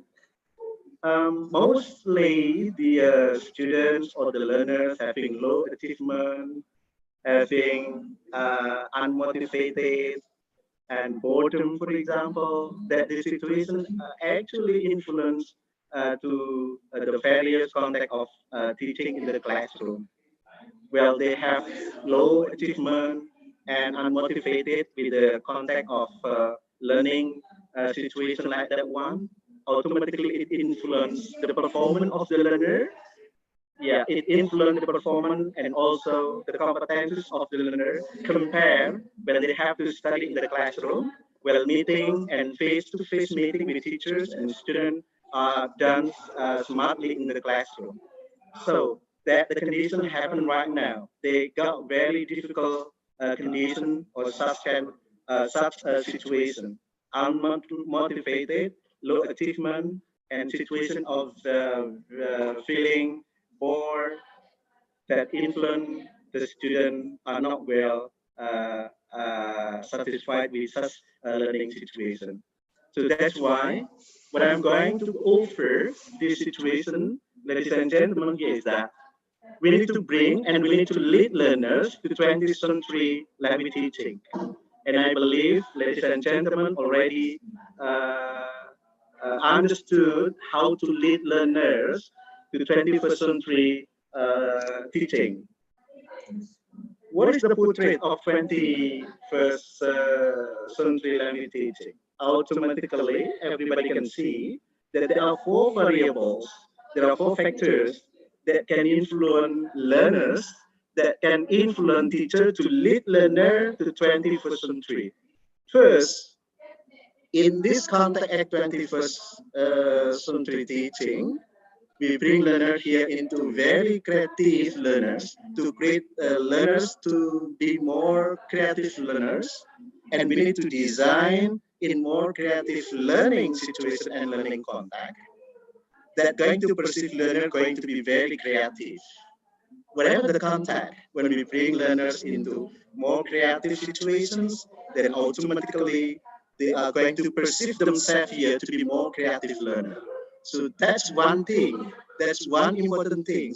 We need to lead learner to 21st century teaching. And the second one here is that, it's because we need to lead them here and bring them here to situation where we bring the student into critical thinking.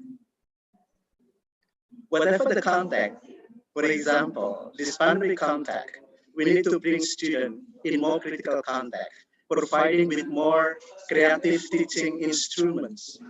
Even though they are learning with more simple instrument, WhatsApp, VCom, Zoom meeting, and other kind of online instrument. But the way how to encourage learner to be more critical thinking should be developed by teachers. This is the teacher responsibility. Teacher responsibility to create and to bring learners into more interesting contact. And the next one here is after bringing them to more creativity and bring them to critical thinking and collaboration, communications is actually one important concept that should be understood by teachers to lead learners to 21st century teaching. Communication should be carried out. Communication here should be developed because this particular contact, particular skill, will automatically encourage learner here to very positive input toward the learners. And the next one, the last one is how to develop collaboration. Collaboration here should be think into systematic ways of teaching.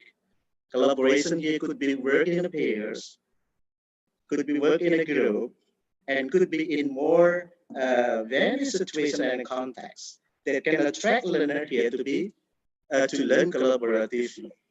So again, what I'm going to strengthen in my presentation in the slide here is that leading learners to the 21st century is actually the teacher's responsibility, because the situation in pandemic year is only an offer to lead learner to 21st century concept, designing creativity, designing more critical thinking, designing more collaborations, and then, of course, it's going to create more communication contact. So, ladies and gentlemen, this is one thing that this is a point that should be paid attention in teaching this kind of situation. What we may not engage the learners in such kind of this situation, you do not let the learner here to open the dictionary. It's not very concise and very feasible to offer learners by inviting them to open a dictionary, because it's not very challenging teaching such kind of situation by inviting learner by opening dictionary and having such kind of principal contact on searching information from Google, for example. So that should be avoided by teachers. Yeah, to engage learner here in positive contact.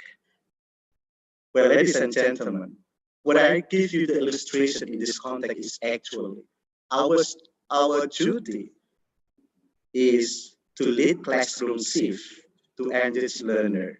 In what context actually we need to bring learner in such situation, in this situation? So first, we are going to think that learning and performance should be close attentions. Having this kind of particular ways of learning and performance. Learning and performance here should be integrated while we are teaching in the classroom.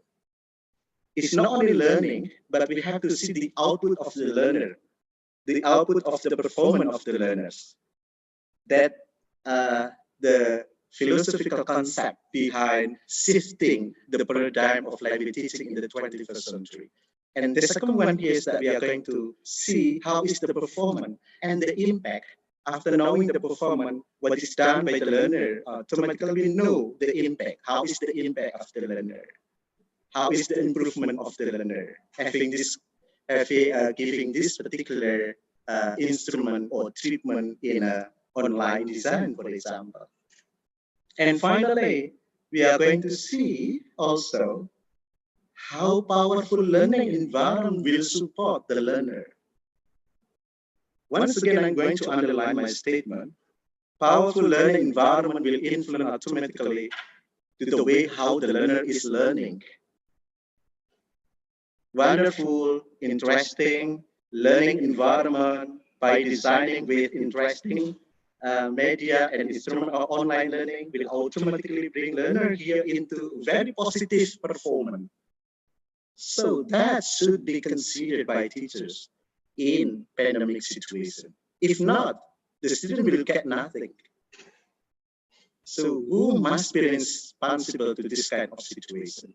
Of course, teachers. Once again, of course, teachers should shift, move, and reform to change in more contextual situation. Well, what I'm going to say here, why should be environment here become the treatment? Because it's going to lead more powerful learning. Environment create knowledge center. Environment, again, environment here, environment support, the way how learner create the knowledge. Environment will influence the way how the learner is learning. And the second one, powerful learning is also influenced by the environment because it can create diversity and individual learner need. Automatically, yeah, environment, it will create diversity and individual learner needs.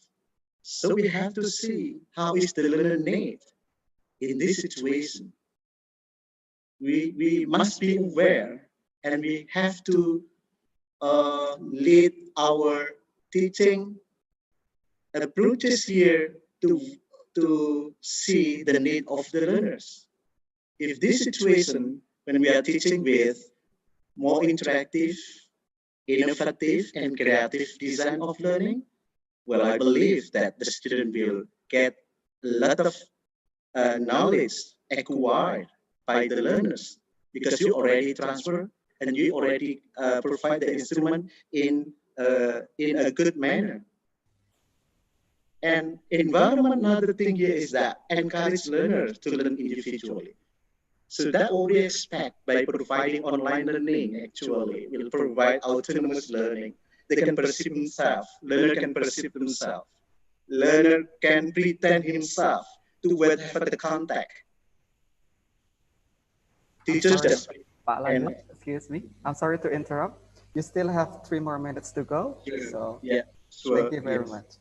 Okay, thank you, moderators. Yeah, this is the context actually. So I'm going to give an illustration here. Powerful language classroom. Does it powerful language learning? Does it powerful language classroom? Well, I believe that you will claim, no, this is not powerful classroom learning. Is it powerful? No, contextually, this kind of illustration is not powerful classroom. You will say, no living skill, no learning skill, and no thinking skill. So this is the illustration what I provide you in the previous slide. So what we are going to see here is that education needs to shift from teaching us, fact to teaching us how to live extraordinary life. This is actually. Well, another principle thinks that in this such situation of pandemic, 7 tips for teachers should be carried out. Practicing, inviting communication, be optimistic, and assign work to matters of the learners. It actually several indicators of bringing teachers to teach more positive contact in pandemic situation. Well, let's design a powerful classroom with more creative and fun environment. This is actually the context that should be created by teachers.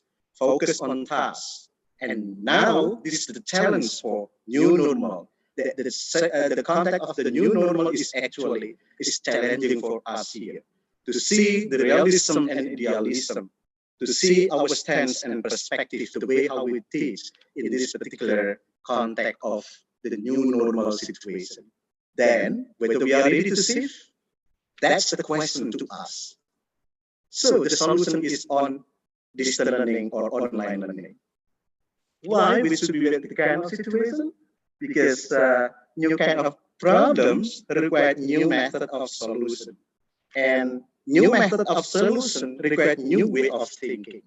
That should be one thing to strengthen in our teaching reform in this situation. Why?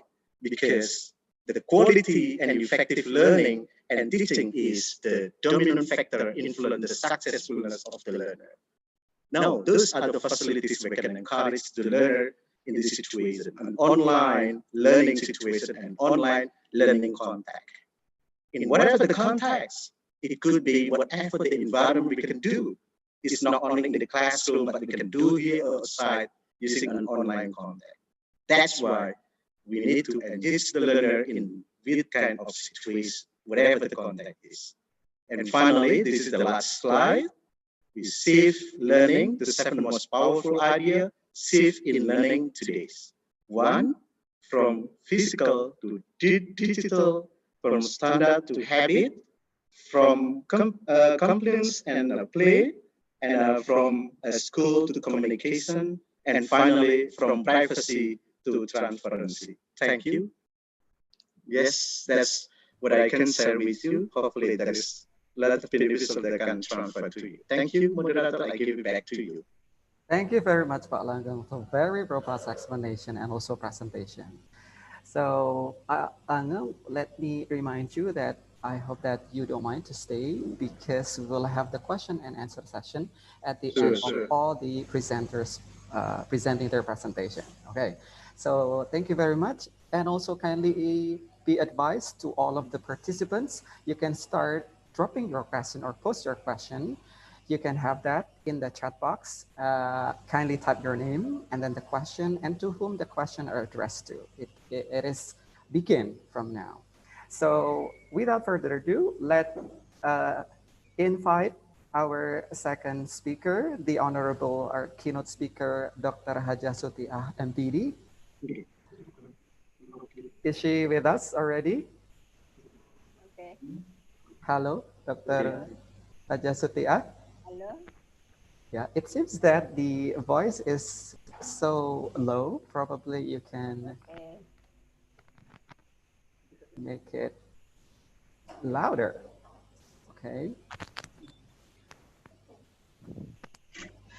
While we are waiting for Dr. Hajasutia MPD to, share and prepare the presentation, please let me share a brief introduction of Dr. Sutia. She graduated from the Tarbiyah Faculty of Religious Education, IAIN Sunan Ampel Malang, Indonesia. And then she is active as a researcher in the field of education, and then educational technology, and also HRD.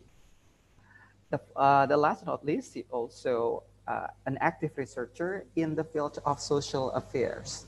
She completed her master's and also doctoral degrees in educational technology from Malang State University in Malang, Indonesia, working as a lecturer at the Tarbiyah faculty of the Maulana Malik Ibrahim State Islamic University, Malang, Indonesia. And I believe that some of you, probably the participants, the students, will be grateful to be one of her class. At this very moment, she will share with us the presentation under the title Innovation, Learning, Design, Implementation to Empower Students in the Digital Age, a very in line what we are currently having right now. Dr. Sutia, are you prepared and are you ready to share your presentation with us? Allah. Okay. Okay. All right. Ladies and gentlemen, please welcome Dr. Sutia. Time is yours. Thank you, Mas Pasori, Master of Ceremony. Okay. Bismillahirrahmanirrahim. Assalamualaikum warahmatullahi wabarakatuh.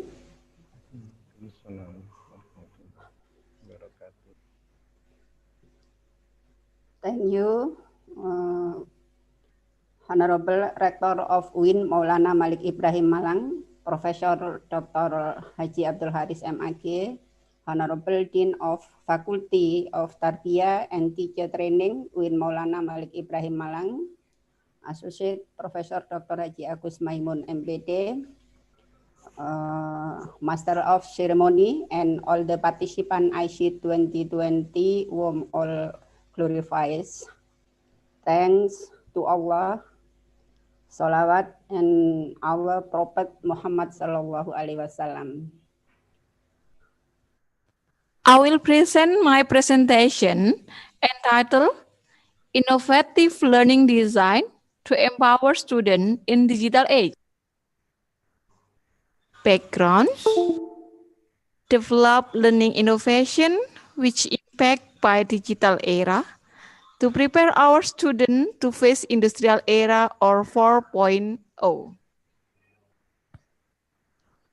The basis in education right now is more of a praise. Empower students. Why it is important?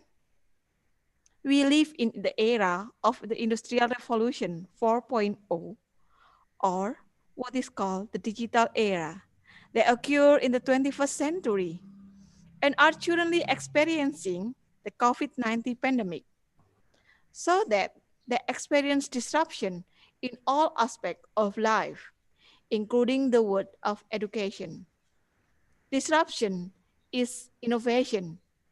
The innovation which replaces all old systems into new rules. Disruption has a potency to replace old one with a new one. Disruption replaces past technology, which more physical, with digital technology, in order to get something new, more efficient, and more useful. Living in the digital age, in an era of disruption, there is no higher and better demand than to innovate. The ability to learn new things quickly and have to character. Challenge of education graduates in the digital era of the 21st century. The power of digital works in statistics. Companies who offer on-the-job training generate around 26% more revenue per employee. 12% of human resource manager lists not enough training as a top reason for employees leaving. E-learning increased retention rate by 25 until 60%. 72% of organizations believe e-learning helped them increase their competitive edge through refresh and up-to-date knowledge. It's one of the fastest growing industry. Since the year 2000, the market growth rate has been 900%. Open University study found the e-learning source consume an average of 90% less energy and produce 85% fewer carbon dioxide emission. Technology also use and give impact in teaching environment. Teaching with technology give impact. 50% work in college and university. 40% work in elementary and secondary school. 74% of teachers believe technology enables them to reinforce and expand their content. 56% of schools and libraries expect to implement or expand digital textbook use. 60% of high school seniors and college students believe that tablets help them study more efficiently and perform better in classes. 93% of teachers agree that digital research help their student academic achievement. 95% of teachers agree that digital research engage their student in learning. 73% of teachers believe that technology allows them to respond to a variety of learning styles. However, not all institutions have readiness to this. As a result, implementation of distance learning at FETICA, which upload on JCAS 2020. Learning facilities and infrastructure. 47% of respondents have inadequate learning tools and 53% bad internet connection. For learning preferential, 48% think that there is no differentiate between face-to-face learning or online learning. 36% prefer learning face-to-face, but 60% plan learning means that they can accept both type of learning.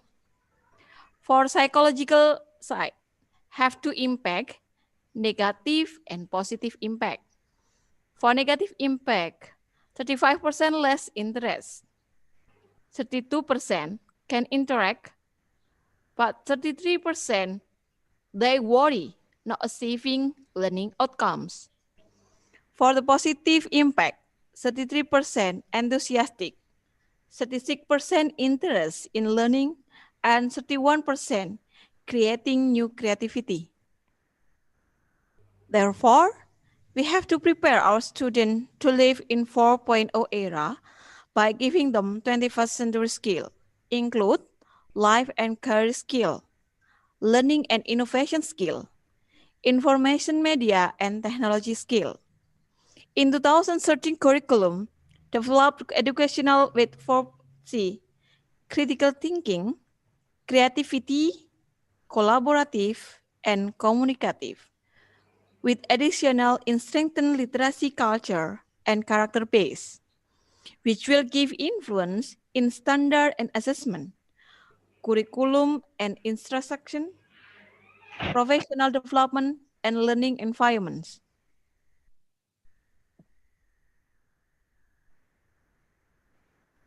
Twenty-first century learning needs some tools. First, knowledge work. Second, thinking tools. Third, learning research. Fourth, digital lifestyle. The Institution have to bring readiness for students into higher level or industry's environment. Scenario have to be prepared. Ideal scenario will match with 4.0 era, but if the scenario doesn't match with 4.0 era, it will worsen.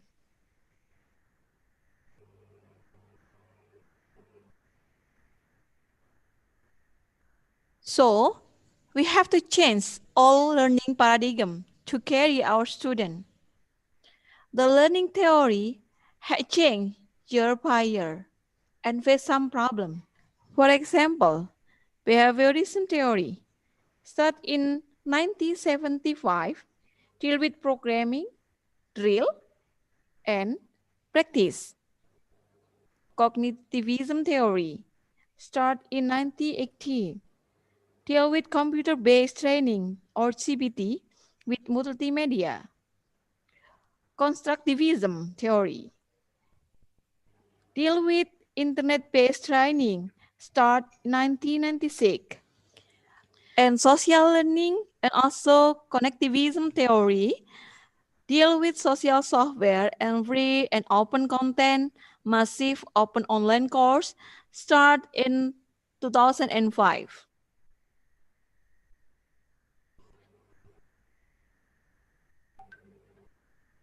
So we need to make learning designed. Relation between learners and teacher contribution will increase if when two contributions support each other. Pedagogy, it is used because the teacher gives contribution by close support. Andragogy, internalizing, the teacher will give contribution by giving consulting. Heutagogy, synthesizing, the teacher will give contribution to the learner by giving synergy support. Spiritualogy, by characterizing the learner, the teacher will give contribution by modeling support. It is expected that there will change from passive to active, from dependent to independent. Learning model has to change and develop. Different class e-learning, for example, open learning, social learning, augmented learning, multi-represent learning, mobile learning, certificate of competence, skill set, job market oriented. And how to empower students in digital age? First, by encourage high-level learning. For example, by giving hot question to the student, shifting from lots to hot. Provide an authentic audience and engage with tool. For example, by handphone, by gadget, etc. Shifting from lots to hots, level lots.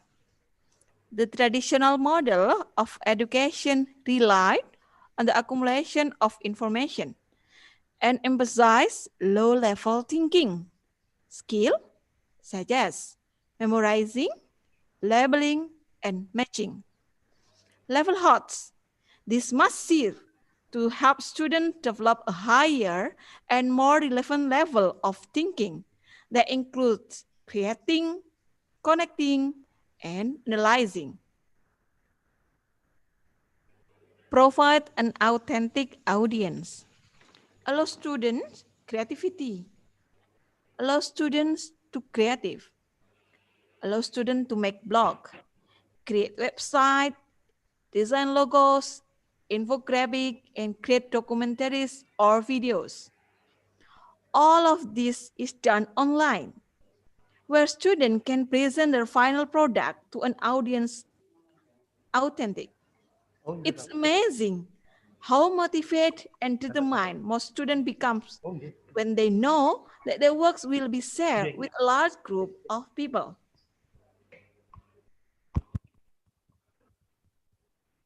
The challenge for educators is not to dismiss or keep up with students. less technological know-how, but to create meaningful learning experiences. Dr. William Tejet. We need to prepare students for the real world by familiarizing them with the tools that allow them to create, innovate, and connect. Empowering digital media in teaching and learning process by pedagogy, professional, personality, and social. Pedagogy, for example, analyze curriculum, model, educate, approach, evaluation.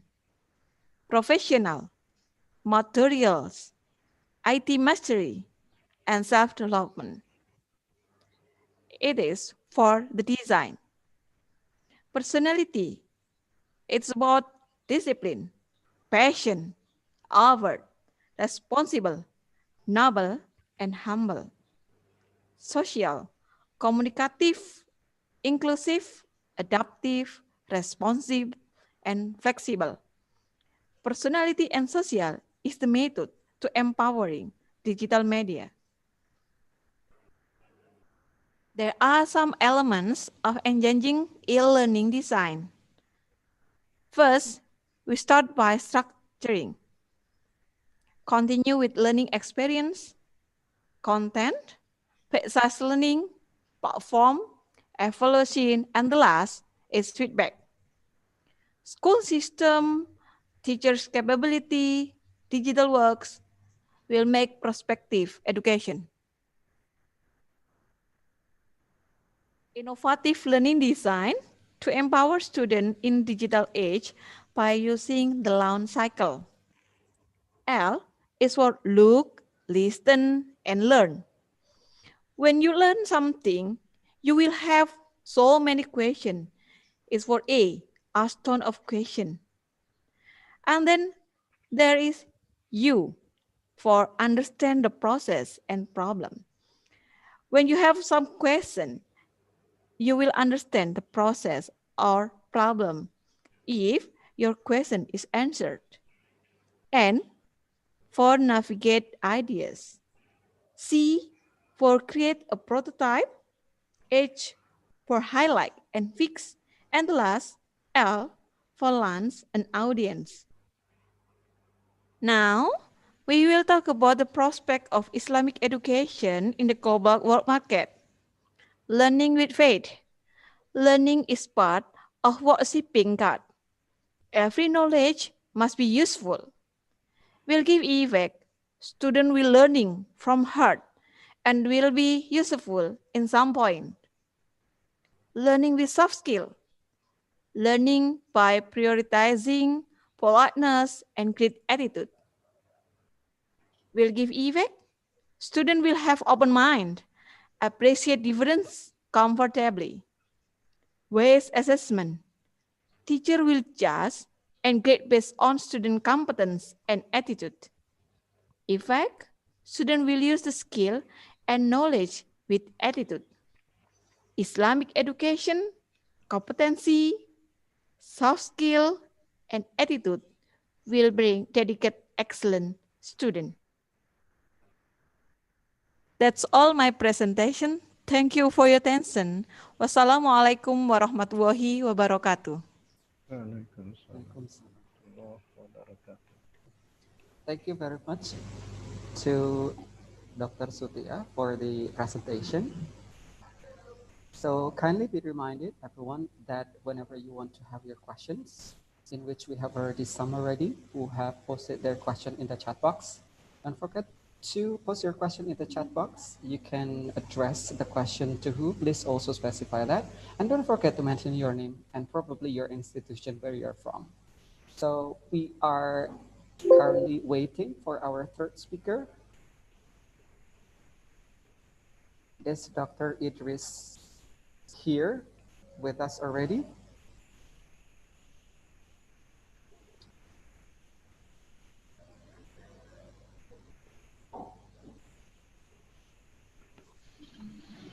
Hello, Dr. Idris.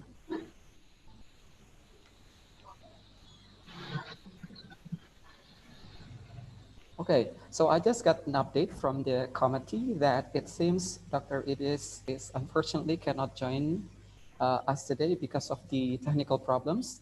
So without further ado, probably we can just proceed to the questions. And I hope that Pak Langgeng and also Bu Suti are ready to answer all the questions.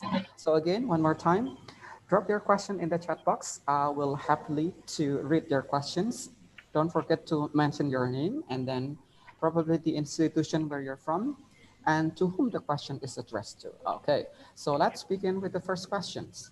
So this first question is addressed to Pak Langgeng, Dr. Langgeng Budianto. It is from Dina Mardiana from University of Muhammadiyah Malang. Hello, Dina. Thank you for the questions. She would like to ask Pak Langgeng or Dr. Langgeng, technically in pedagogical paradigm, how to realize careful attention to learning performance in virtual classroom, especially for practical courses, which cannot be implemented only through theory. So I'd be happy to repeat the questions. So the question is about in a pedagogical paradigm, how to realize careful attention to learning performance in virtual classroom, especially for practical courses, which cannot be implemented only through theory.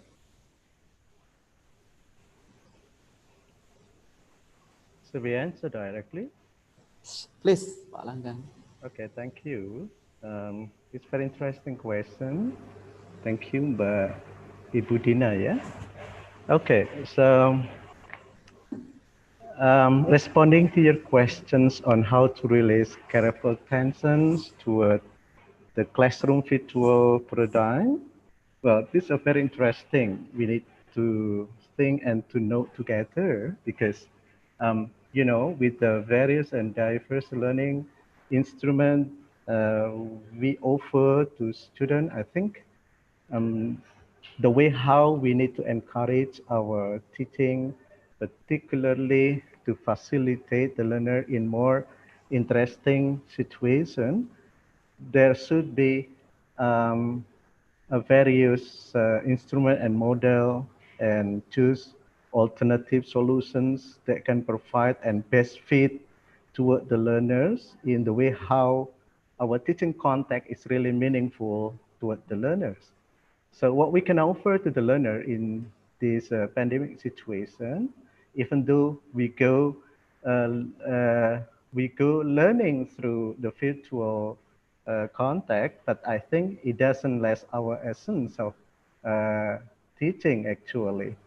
As far as we can provide the learner in more interesting facilities, whether we provide online through Zoom, Meet, Skype, or other facilities, and we design in more interesting contact, and I believe that the learner can provide more interesting classroom virtual activities. So no worries that you cannot design with this kind of situation, but I believe that you can design in more interesting and more challenging learning facilities that you can provide to the learner.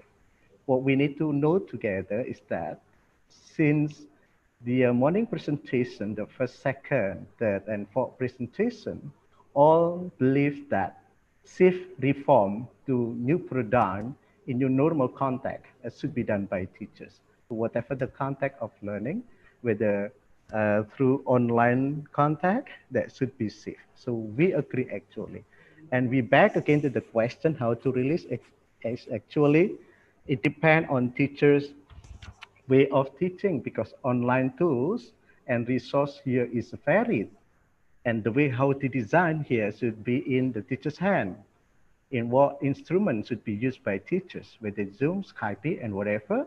And as far as the design is really interesting, when you can provide more positive classroom virtual. And I think that is the answer for me, Ibu Dian. Does it answer your question? Okay, so that's a very good explanation, and I hope that answered the question, Ibu Dina Mardiana. Say, for example, if you still have a further question, do not hesitate to drop your question in the chat box. Thank you very much, Pak Langgeng. So Thank now we you. come to the second question, which is addressed to Dr. Sutia. So the question is from Hanif Muzaki. Hello, Hanif Muzaki. I hope that you're doing okay. The question is, how far campus gives support for students about motivation learning or the motivation during learning in the pandemic COVID-19 situation? So how the campus give or support or how encourage students to always be motivated when they're learning during the pandemic? Hello, Dr. Sutia?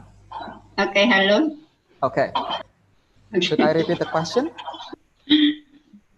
Okay. Thank you for patient. Saya jelaskan bahasa Indonesia aja lebih gampang karena yang tanya orang Indonesia. I see. Okay. Yeah. Time is yours. Yeah, thank you. Pandemi menuntut kebijakan yang sangat cepat dan banyak perguruan tinggi harus melakukan perubahan dalam pembelajaran sebagai era disruption yang kita rasakan, dan yang paling kena dampak adalah mahasiswa paling banyak memperoleh kerepotan tersendiri dalam pembelajaran. Upaya yang sudah dilakukan oleh Kementerian Agama dalam hal ini termasuk Dirjen Pendidikan Tinggi, baik di Kemendikbud maupun di Kementerian Agama, sudah memberikan beberapa support, antara lain adalah support system yang masing-masing perguruan tinggi merubah untuk memfasilitasi pembelajarannya beralih ke e-learning dan dengan cepat bergerak untuk membuat program e-learning. E-learning di UIN Malang juga ada dan di berbagai perguruan tinggi juga telah dilakukan sebagai fasilitas yang diberikan kepada mahasiswa yang pertama. Dan beberapa upaya ada pemberian paket kata, meskipun belum maksimal, tapi itu sebagai stimulasi yang kita hargai. Ya. Dan alhamdulillah mahasiswa sudah mendapatkan beberapa, tetapi memang pasti tidak mencukupi karena hampir seluruh dosen harus melakukan pembelajaran dengan e-learning, dengan platform model yang dipilih pun banyak menggunakan Zoom, tetapi ini membutuhkan kuota yang lebih banyak dan jaringan juga bervariasi kondisi mahasiswa di Indonesia termasuk di PTKIN. Salah satu dari hasil riset yang kita temukan memang hampir 43% itu mahasiswa kita fasilitasnya aja masih belum memenuhi. Dia HP-nya atau ia masih kurang bagus menurut, dan jaringannya terutama dalam hal koneksi jaringan di atas 50% mereka mengalami kendala jaringan. Kita pun merasakan itu dan itulah fasilitas, tetapi tetap dosen memberi banyak akomodasi atau banyak memberi keleluasaan dalam hal memilih platform model pembelajaran yang sesuai dengan kapasitas atau kondisi kelompok kelas dari mahasiswa itu sebagai satu motivasi dan sebagai satu ini. Terima kasih, Ustaz. Okay, so thank you very much, Dr. Sutia, for the explanation, and I hope that answered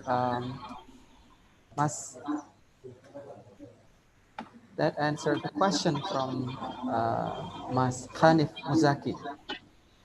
Okay, so let's go to the other questions, which is from Nawa Sharif. This question is addressed to Pak Langgeng Budianto. So the question from her is that competencies in education are affective, cognitive, and psychomotor. How to teach the effective aspect of digital learning?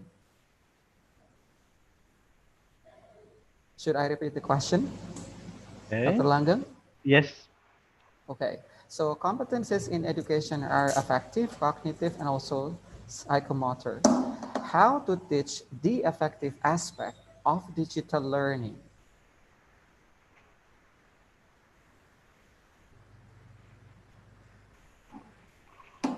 Okay, thank you. Okay. Yes, this is another interesting question as well. Then we need to think critically because it's not easy to answer.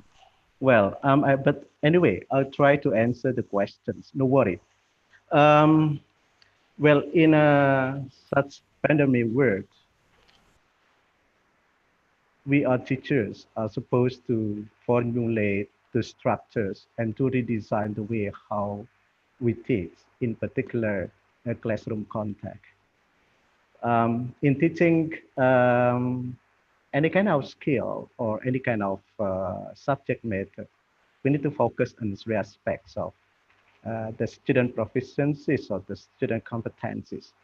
Those are affective, cognitive, and psychomotor. When your question addressed the effective factors that influence the student in the way how the pandemic situation should be applied to the learners, in my perceptions, there are gains. The online facilities or different distant learning solution here should be offered to the way how teachers should transfer to their students. But again, this is not an easy way to facilitate and to provide learner in an effective competence. If a cognitive, performance or cognitive competencies, I guess that it could be very easy for teachers to transfer with more creative and innovative online learning. But then when the question goes to the effective, we need to find the solution how to encourage the learner in more effective competencies toward the way how we transfer the effective knowledge to the learners. We need to find out the strategies once again. To measure the effectiveness, whether the way how to virtual teaching can encourage the variable of effective, yeah, is it effective, right? Hello, moderator? Yeah, Cognitive, effective factor, right? aspect. Yes, Effective aspect. Yeah, an affective aspect is also influenced and determined by some particular environment context. This is, I think, supporting the way how teachers and students can interact and collaborate. It's not only a matter of cognitive aspect that should be supported, but I guess that an affective here should be treated to the learner. So the question is that the way how to treat the affective aspect to the learner and what kind of skills should be transferred in this virtual context. So to me, I think through the environment of facilitating the learners with an affective, with designing and structuring through behavioristic performance, for example, and showing the individual performance autonomously. And I guess this is one indications that could be implemented by teachers in performing or producing the student effective factors and their performance. And I guess this kind of contact could be done by teachers by facilitating in more output-based contact, for example, by designing in environment-based contact. So this is one indication that can answer the problem of determining the effectiveness of affective factor besides cognitive factor. I think that's my answer, Dr. Basori. Okay, thank you very Yes. much. Probably, if I may ask also, probably in terms of the practicality, so output-based context, according to Dr. Langen's experience, would you like to kindly share what are the examples of the output-based context that you have in your experience? Well, thank you.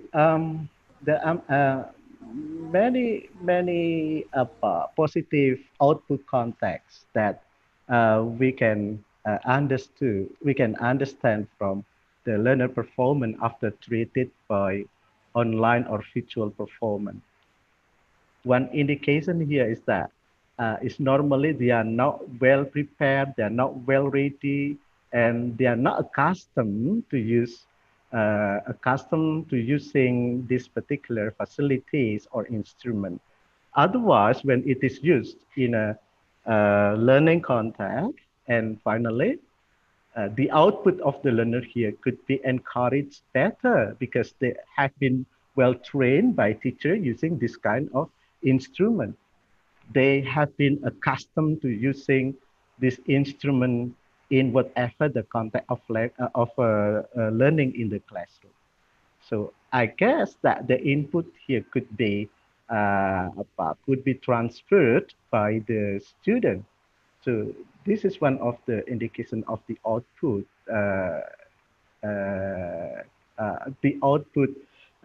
taken by the learners, facilitating from the teachers. Does it answer my question? Anyway, sorry. That's a very good answer. And thank you so much for sharing with Okay, us thank you. the Welcome. very practical, and I believe that would be the effective also give us new insight on how to have the output-based context, especially can boost students' effective aspect in digital learning, which is in Yeah, line what we are currently having during the amid the COVID-19 pandemic. sure, yeah. Okay, so, and I hope that also explain better to Nawa Sharif, as the one who questions.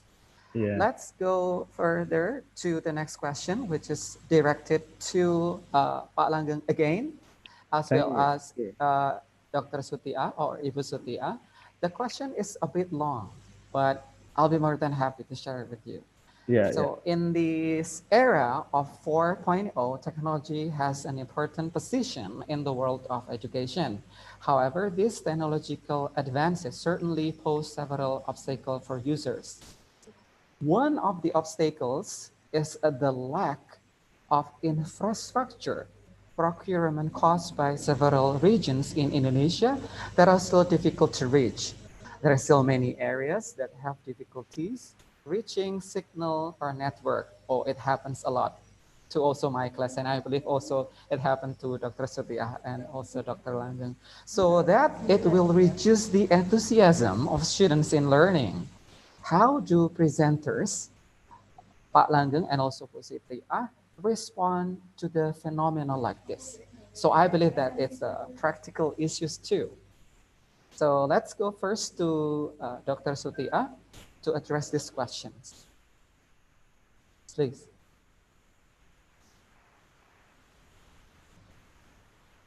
Who? Me or? Can you turn on the microphone, Dr. Sutia? And after Dr. Sutia explanation, and then we go to Dr. Langgeng. Yes.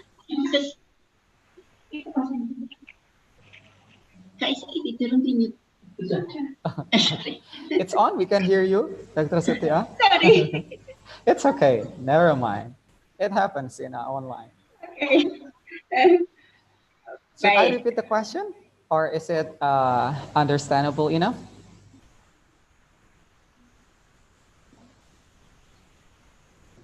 Enough. Okay. Thank you so much.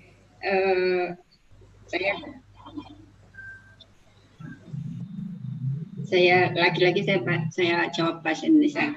Okay, no worries. Oke. Untuk pembelajaran di Indonesia dalam era saat ini banyak kendala, tetapi upaya untuk memberdayakan siswa dan tetap mencapai target-target pendidikan, baik yang di perguruan tinggi maupun yang di pendidikan dasar, tetap dilaksanakan dengan berbagai desain. Upaya untuk mendapatkan sinyal yang bagus itu memang condition. Dalam konsep pendidikan ada faktor condition, ada faktor metode, dan ada faktor hasil. Faktor condition adalah sesuatu yang sudah given, yang kita hadapi hari ini adalah masing-masing kondisi peserta didik kita berada di area yang beragam, dan itu membuat peserta didik kita ada yang memperoleh sinyal dengan bagus dan ada yang tidak. Tetapi upaya solusi yang kita lakukan adalah bagaimana memberikan pembelajaran bermakna, seperti yang disampaikan oleh William David. Bagaimana membuat siswa belajar bermakna itulah bukan semata-mata teknologi yang membuat anak itu mesti menjadi menemukan hasil yang terbaik.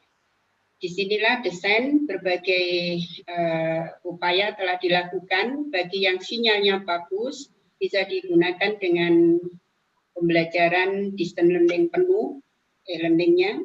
Tetapi upaya-upaya bagi yang tidak memperoleh jaringan atau ada beberapa kendala di dalam fasilitas, termasuk kepemilikan alat tool, maka dia bisa menggunakan alternatif desain clustering.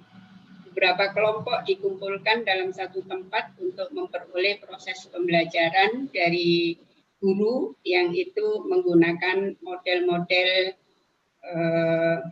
blended learning atau campuran. Tidak mesti harus menggunakan e-learning full. Nah, bahkan untuk alternatif siswa yang sudah tidak, jaringan juga tidak, alat juga tidak, maka guru harus visiting, terjun ke rumah atau menemui peserta didik untuk memperoleh tetap pembelajaran yang bermakna. Itulah konsep yang dikembangkan dalam desain pembelajaran dalam menghadapi kondisi pandemi, keterbatasan sinyal, dan berbagai upaya untuk memberdayakan siswa. Siswalah yang penting untuk dilatih, dikembangkan keterampilan belajarnya, kemampuan-kemampuan untuk melakukan berpikir tingkat tinggi, untuk berpikir kreatif, berpikir kritis, berpikir kolaboratif, dan komunikatif.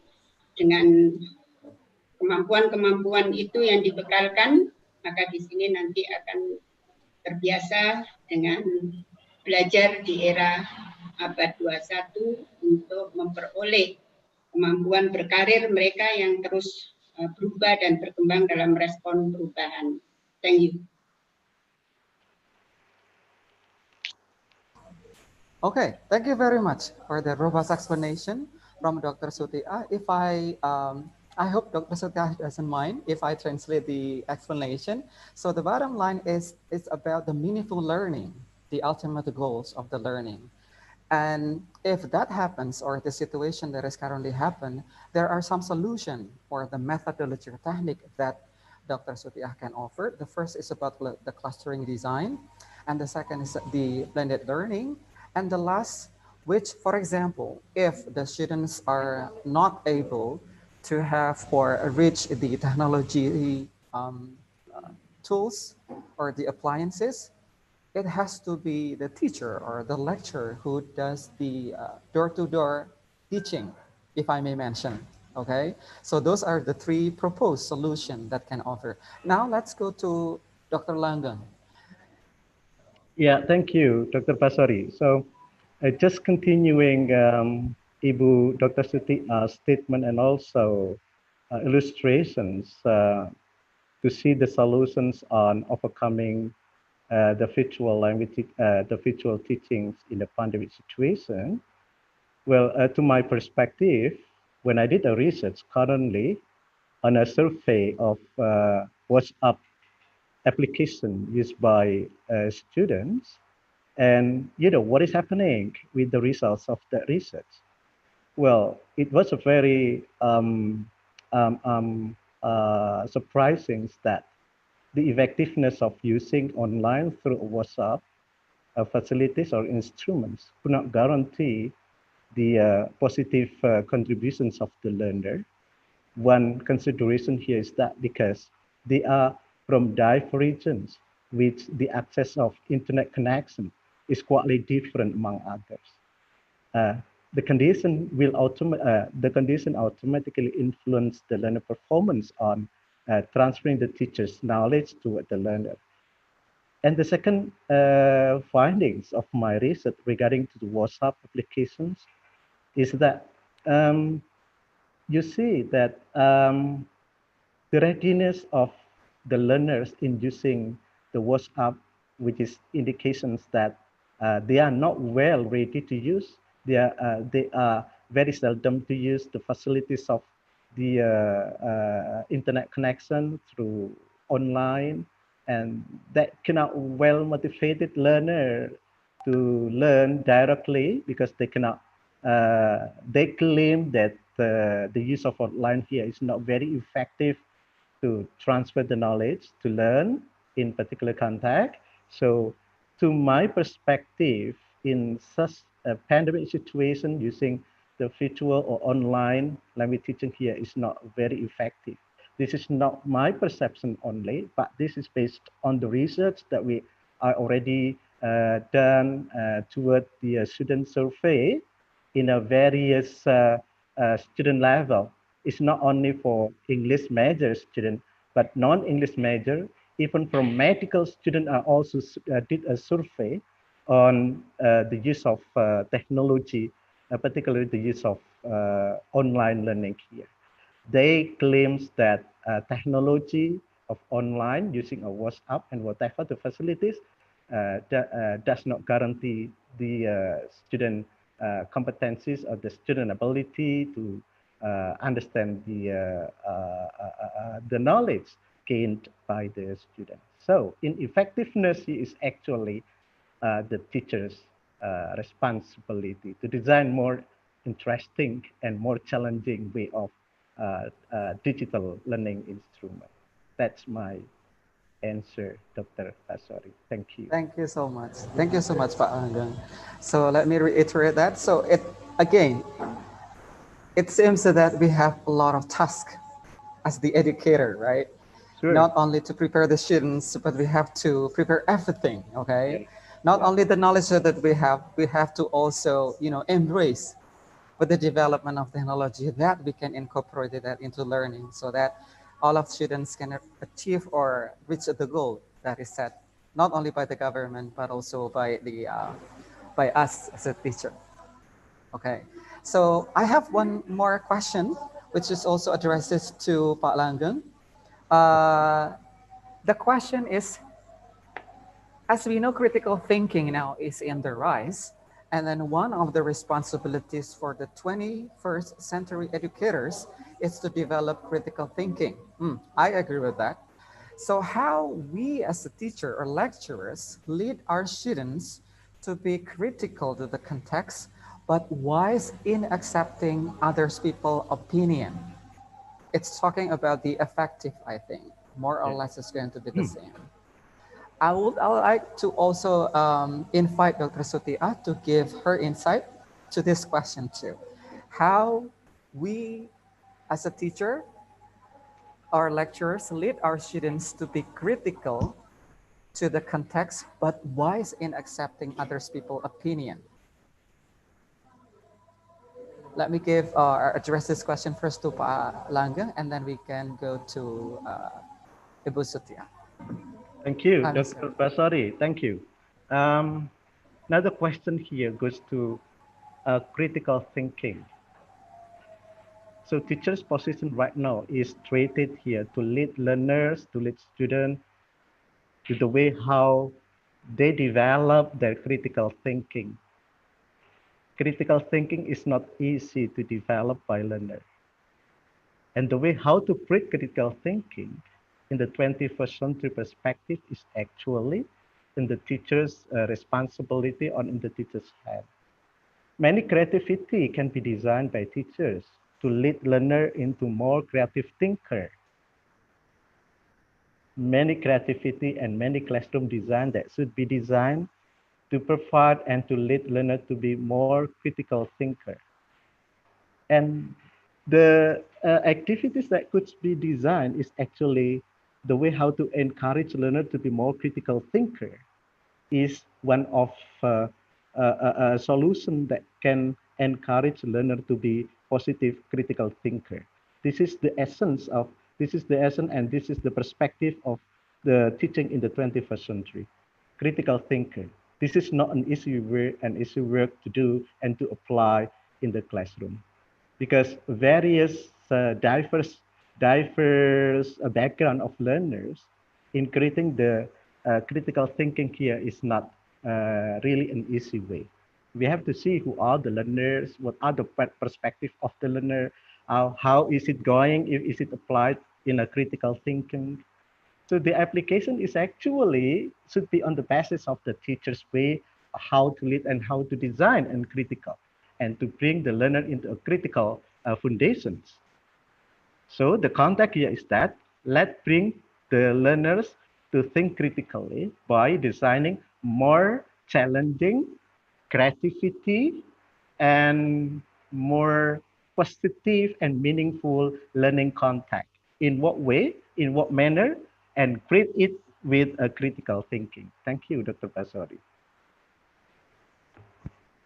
Pak Langgeng.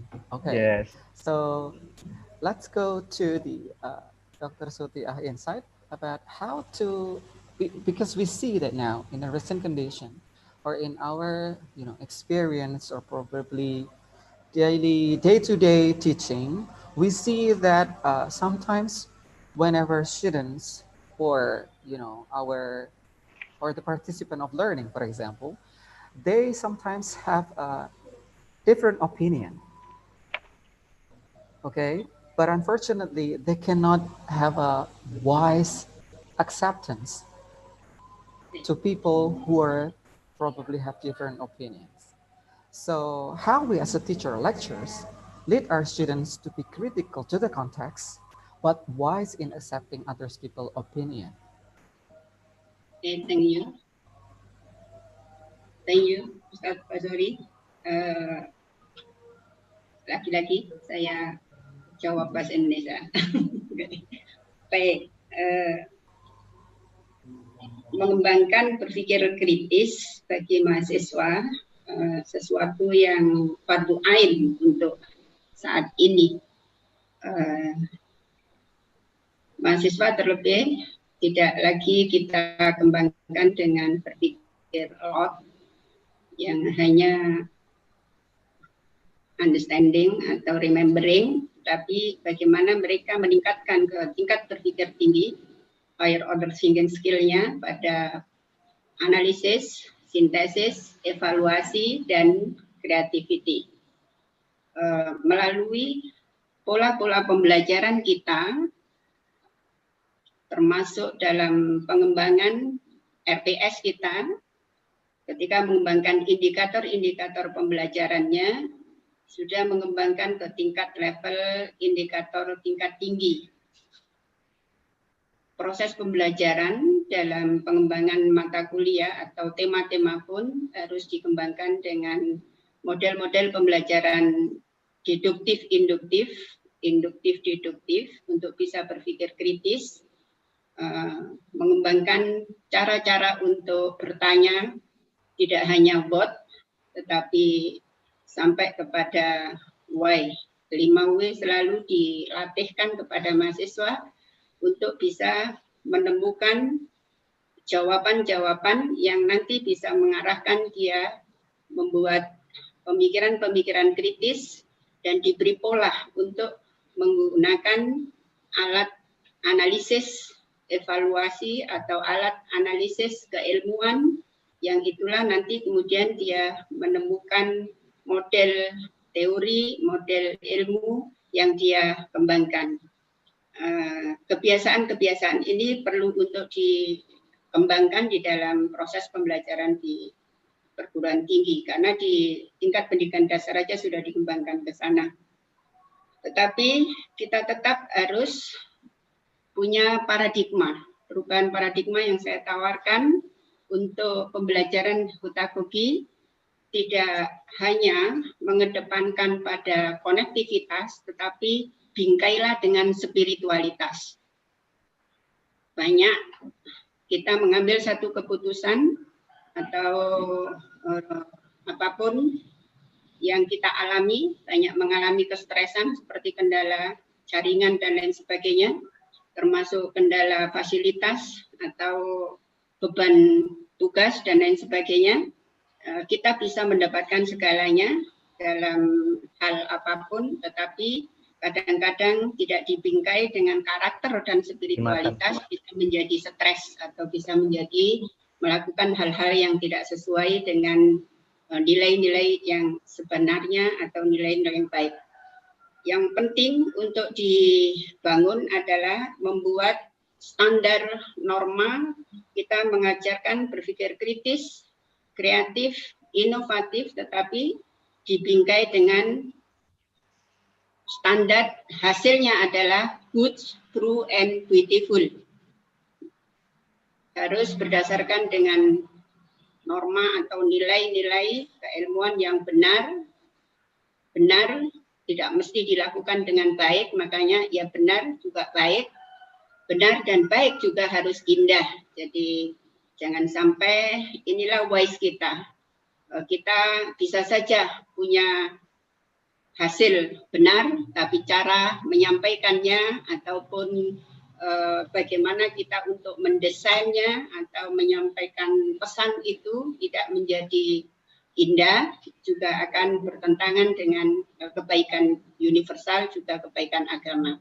Makanya spiritualitas ini harus disatukan dari andragogi, pedagogi, pedagogi, dan spiritualogi. Atau kita harus membingkai semua itu dengan nilai-nilai spiritual. Supaya di sanalah hasil dari pendidikan kita berdasarkan dengan good, true, and beautiful. Thank you. Thank you very much, Dr. Sutia. So again, if I may explain that it's a habit that we have to form whenever we want to shape the students what we want. And then as it is explained by Dr. Sutia, that we have to create a critical context that can be formed or using the teaching learning activities, deductive and also inductive model of learning. And also it is the responsibility of the teacher to create the high order thinking skills through questions, for example, and also type of the exercises provided to students, which is the ultimate stuff that has to be given is the affective aspect, or Dr. Sutia call it as the spiritual. Without the spiritual, it will be, I would say, for nonsense. Okay, so the question from Anissa Aulia and also Eka Ismaya, I hope they're already there. They're here, and also the explanation provided by two distinguished keynote speakers has satisfied the thirst of knowledge from the two of you, as well as the rest of us.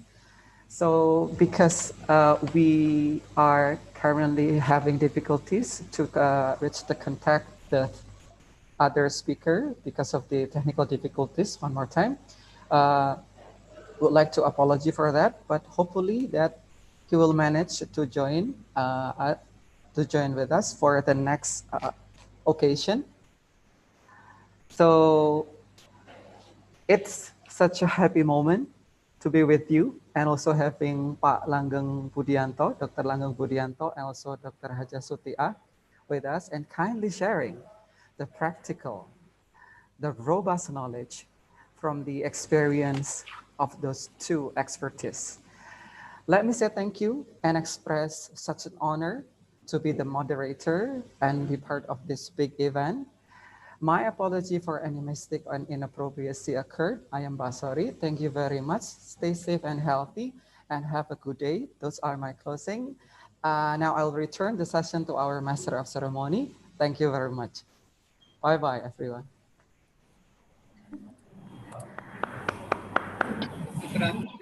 Okay, thank you very much, sorry for being such a great moderator for our two speakers, Dr. Landung Dianto and Pidi, and also Dr. Haja Sudia. And unfortunately, one of the presenters, Dr. Muhammad Hafiz from Belgium, cannot join us because of some technical problem. We would like to apologize for that. Okay, ladies and gentlemen, we have reached conclusion of our event. Before that, I would like to inform that after the closing, the panel session will begin in the provided Zoom room. So please join in the class group in the WhatsApp and follow the information about the link on Zoom and other information there. And the moderator of each class will guide you there. And the second is do not forget to also fill the attendance form. For those who haven't filled it in, you have 5 minutes to fill the attendance after the closing. Okay. So we would like to express our sincere appreciation. We also wish to convey our gratitude for your participation.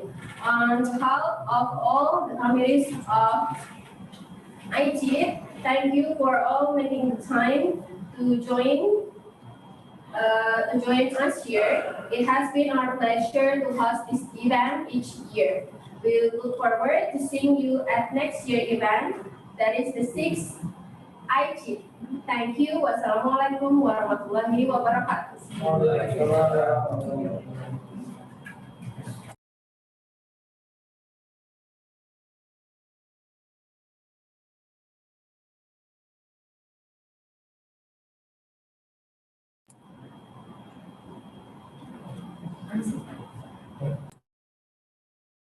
Will begin at around 12:30 p.m. So you have time to have lunch or have break now. So take your time for joining in the conversation. Thank you all the participants and join all the information in WhatsApp group about the link and other information. Thank you.